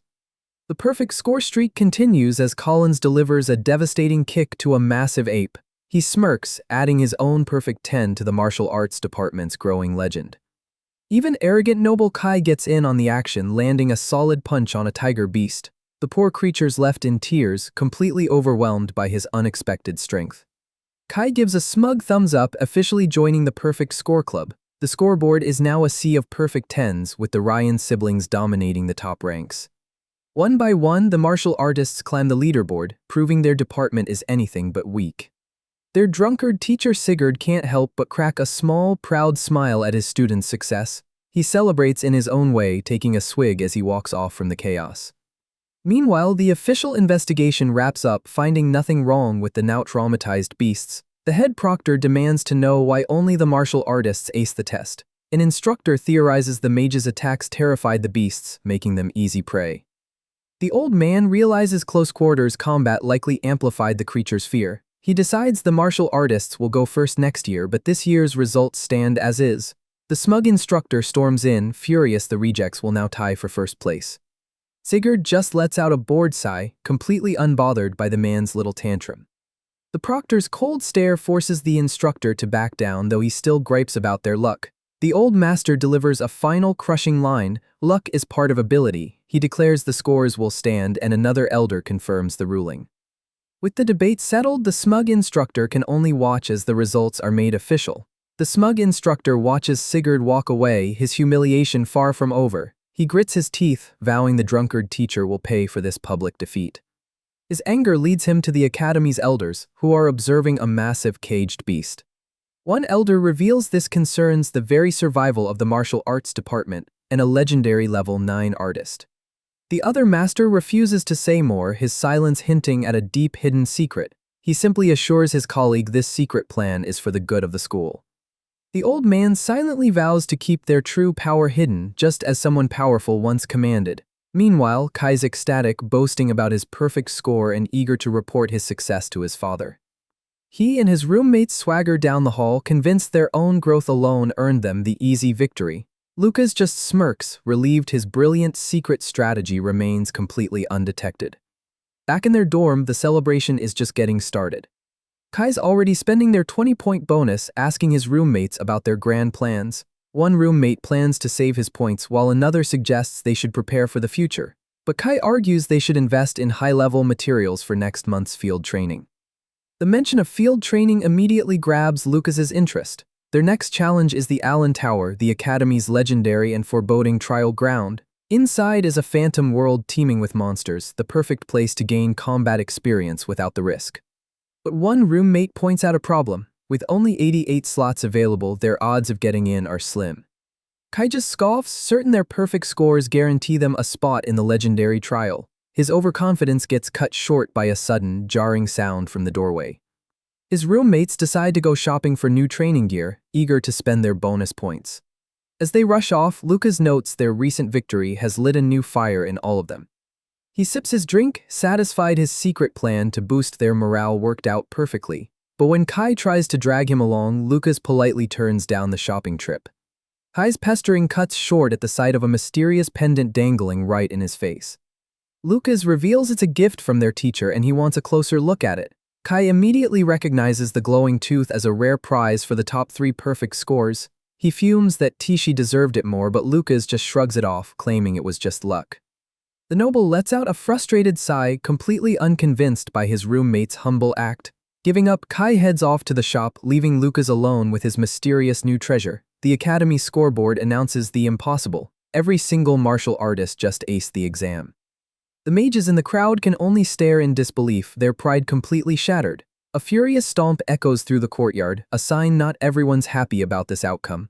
It's Rila, the smug instructor's top student, furious her class's elite status just got stolen out from under her. She seethes, revealing her father's 10 years of planning just went up in smoke. In a fit of rage, she hurls a magical dagger at the scoreboard, unable to accept the results. Another student complains the rejects just stole 20 precious entry slots meant for the legendary Allen Tower. His friend agrees, insisting those coveted spots were meant for superior magicians, not brawlers. But another points out the official investigation found no evidence of cheating, much to their frustration. Rila's magical attack fizzles out, a perfect symbol of their powerless, petty rage. A sore loser spreads a new rumor. The martial artists must have bribed the teachers. His friend agrees, pointing the finger at Kai's wealthy family as the source of the bribe. Another student chimes in, claiming he saw a Terre family member at the shop earlier. Andre, Greg's student, confirms the rich kid bought out all the training gear, fueling the conspiracy.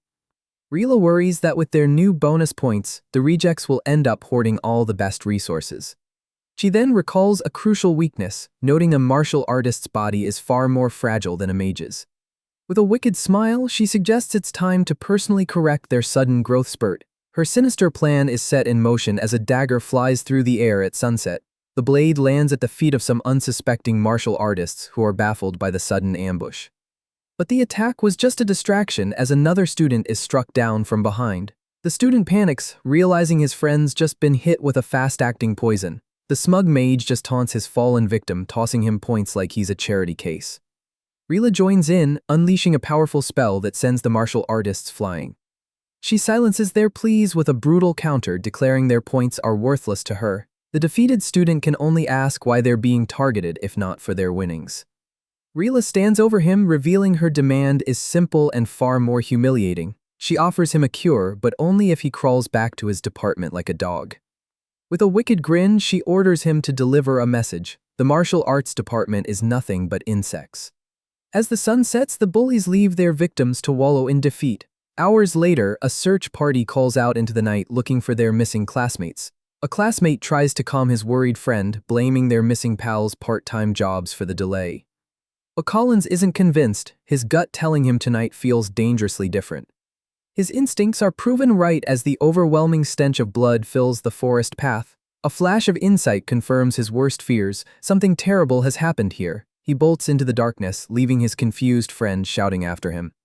Collins clenches his fist, his urgent sprint signaling the time for talk is over. They arrive just in time to find the grim aftermath of a brutal ambush. Their missing classmates lie defeated on the ground, victims of a cowardly attack.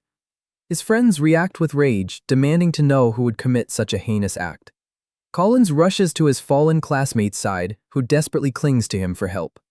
The fallen student gasps out his attacker's name, Rila, from Greg's class. Worse, she severed his meridians, a career-ending injury for any martial artist. Collins's face darkens with cold fury, his knuckles turning white. His friend screams their classmate's name in a panic, fearing the absolute worst. Sharp quickly confirms he's only unconscious, but the situation's still critical. Collins uses a healing technique to stop the bleeding, ordering Kai to find medicine immediately. With grim determination, Kai sprints into the darkness to get help. Collins discovers the other victim is under a curse, his entire bone structure shattered. He recognizes the brutal technique as a forbidden art used only by black market assassins. Collins stands in the grim aftermath, realizing this wasn't a school rivalry, it was attempted murder. The fallen student whispers for his parents, his body broken from the cowardly attack. Lucas's usual calm expression gives way to a cold, simmering fury. Kneeling beside his classmate, he makes a chilling promise, "I will avenge you." Just then Kai and Tishi arrive, shouting his name as they take in the grim scene. They're horrified to learn their friends were ambushed, Kai explaining he ran into Tishi on his way back. Lucas confirms their lives aren't in danger, but the severe injuries will take days to heal. Kai clutches a medicine pouch, thanking Lucas for the first aid before vowing to make the attackers pay. Tishi declares she's reporting this to the student council, but Kai doubts they'll listen when even the teachers don't care. Lucas just smirks, a chilling glint in his eye as he says he doesn't mind their indifference one bit. Tishi watches him, realizing the gentle boy she knew has been replaced by someone far more dangerous. His eyes burn with cold fury as he vows revenge for this. His quest for justice leads him straight to the lavish student council room. The president listens with his eyes closed, calmly taking in their request. With a placid smile, he confirms their demand, a duel against Mr. Greg's class. Lucas lays out their terms, an apology if they win and a priceless S-rank bonus if they lose. But Theo just scoffs, questioning their lack of proof and the so-called bonus they're offering up. He dangles the monster tooth pendant, the very prize Lucas won in the tournament. The students can only watch as their hard-earned prize gets used to mock them. With a fake apology, the president backslash.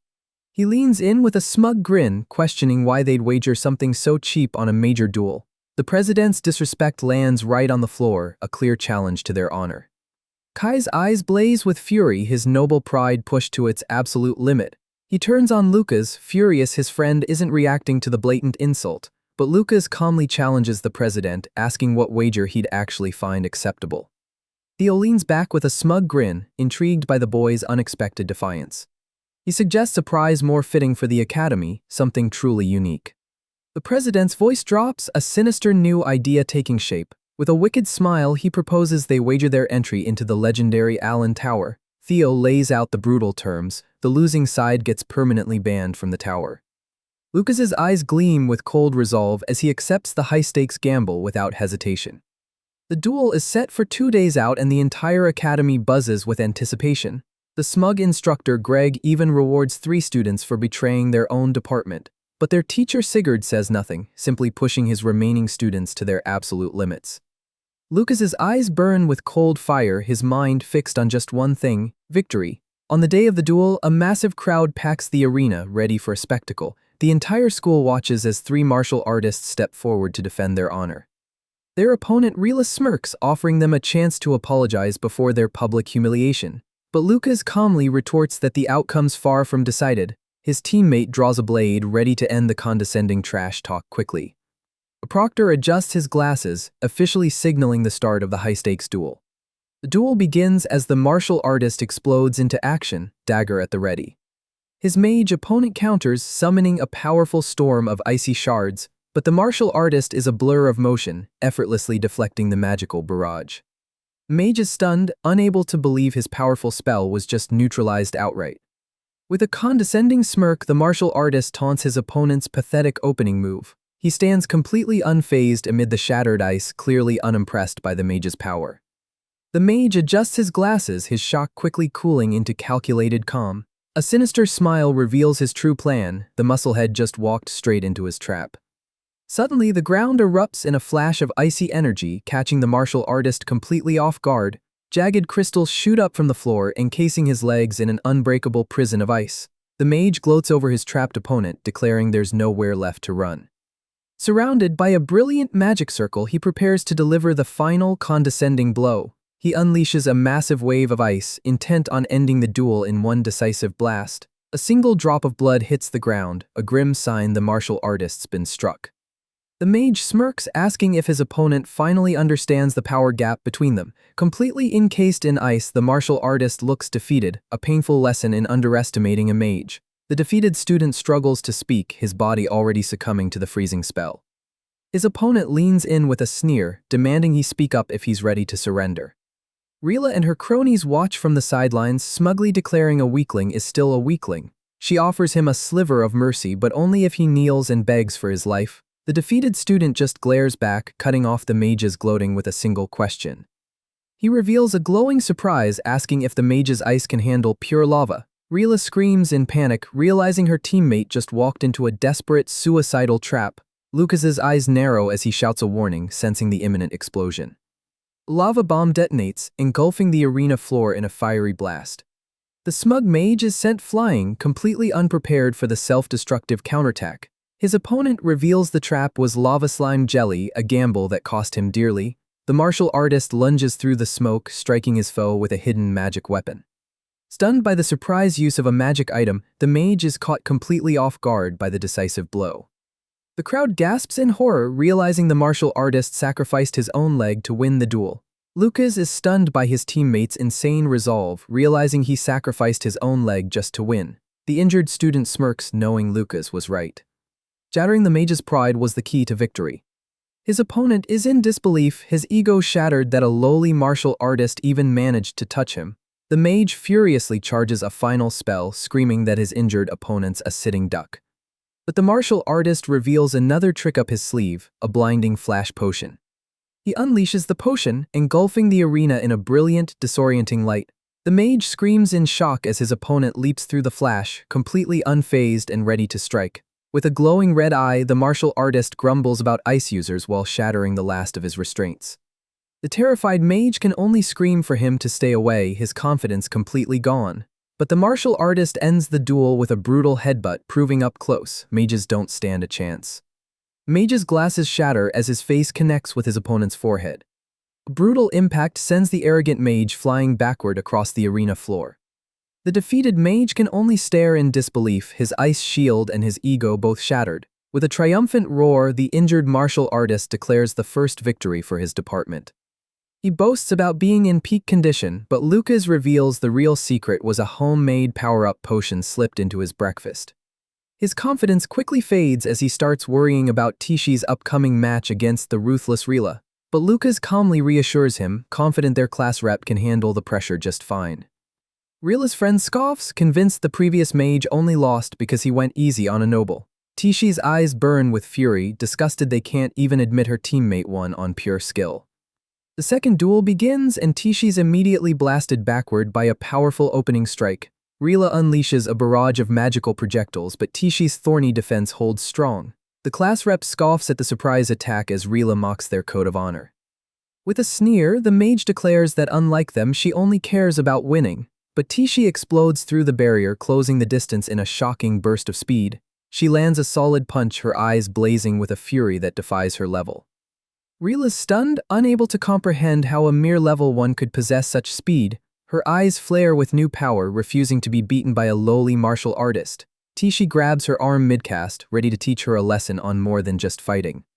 The arrogant mage can only stare as Tishi explains the true source of her strength. With glowing eyes, she reveals their code isn't a weakness, it's a vow to protect life. Tishi unleashes a flurry of precise strikes, targeting the mage's weak points with brutal efficiency. Lucas clenches his fist, a silent nod to his class rep's incredible skill. He thinks to himself he expected nothing less from the sharp-eyed Tishi. With Rila trapped in thorns, Tishi delivers a final, chilling warning about underestimating their pride. The second match ends in a decisive victory for the martial arts department, leaving Rila unconscious. But a closer look reveals a dirty trick. The defeated mage had poison needles hidden up her sleeve. The vice president confronts Theo, demanding to know why he allowed such a dangerous weapon into the duel. He just sips his tea, casually brushing off her concern since no one got seriously hurt. Elsewhere, the smug instructor fumes, forced to admit Sigurd's pick for class rep was a stroke of genius. His students are equally furious. Their grand plan to humiliate the martial artists is now a very public failure. Final mage Andre believes he's still got a secret technique that can turn the tide. Lucas takes his stance, ready to end this duel once and for all. His opponent draws a magical blade, preparing to unleash his own brand of speed. The holographic proctor officially begins the third and final match. Mage explodes into motion, a blur of silver aimed straight at Lucas. His eyes gleam with focus, confident his speed will simply be overwhelming. He creates a series of afterimages surrounding Lucas in a dizzying display of skill. Andre boasts his high-speed clones are unbeatable, while Tishi wonders how Lucas plans to counter. But Lucas stays unimpressed, deciding he doesn't even need to get serious for this fight. He stomps the ground, unleashing a test punch just to gauge his opponent's true strength. Andre screams in disbelief, unable to comprehend the power behind that single punch. The force of the blow sends a shockwave through the arena, scattering his clones instantly. The mage is stunned to realize the punch wasn't even aimed at him. He questions if he imagined that terrifying aura, but Lucas's golden glow confirms it was very real. The arrogant mage scoffs, deciding it's time to end this with a real spell. He strikes with his magical blade, landing what should have been a decisive blow, but Lucas just looks down, completely unfazed by the direct hit. His opponent unleashes his ultimate bone-shattering art, confident this will end the fight for good. The blade connects with Lucas's arm, but it stops dead, unable to even leave a scratch. Andre's smug confidence shatters, realizing his best attack is completely useless. Andre's ultimate attack fails, leaving him wondering how Lucas can just stand there and take it. From the stands, his injured classmate watches in awe, baffled by Lucas's impossible defense. The mage grits his teeth, convinced this so-called invincibility is just a bluff. He doubles down, pouring all his remaining power into a final, desperate finisher. But Lucas effortlessly catches his wrist, calmly declaring that playtime's officially over. //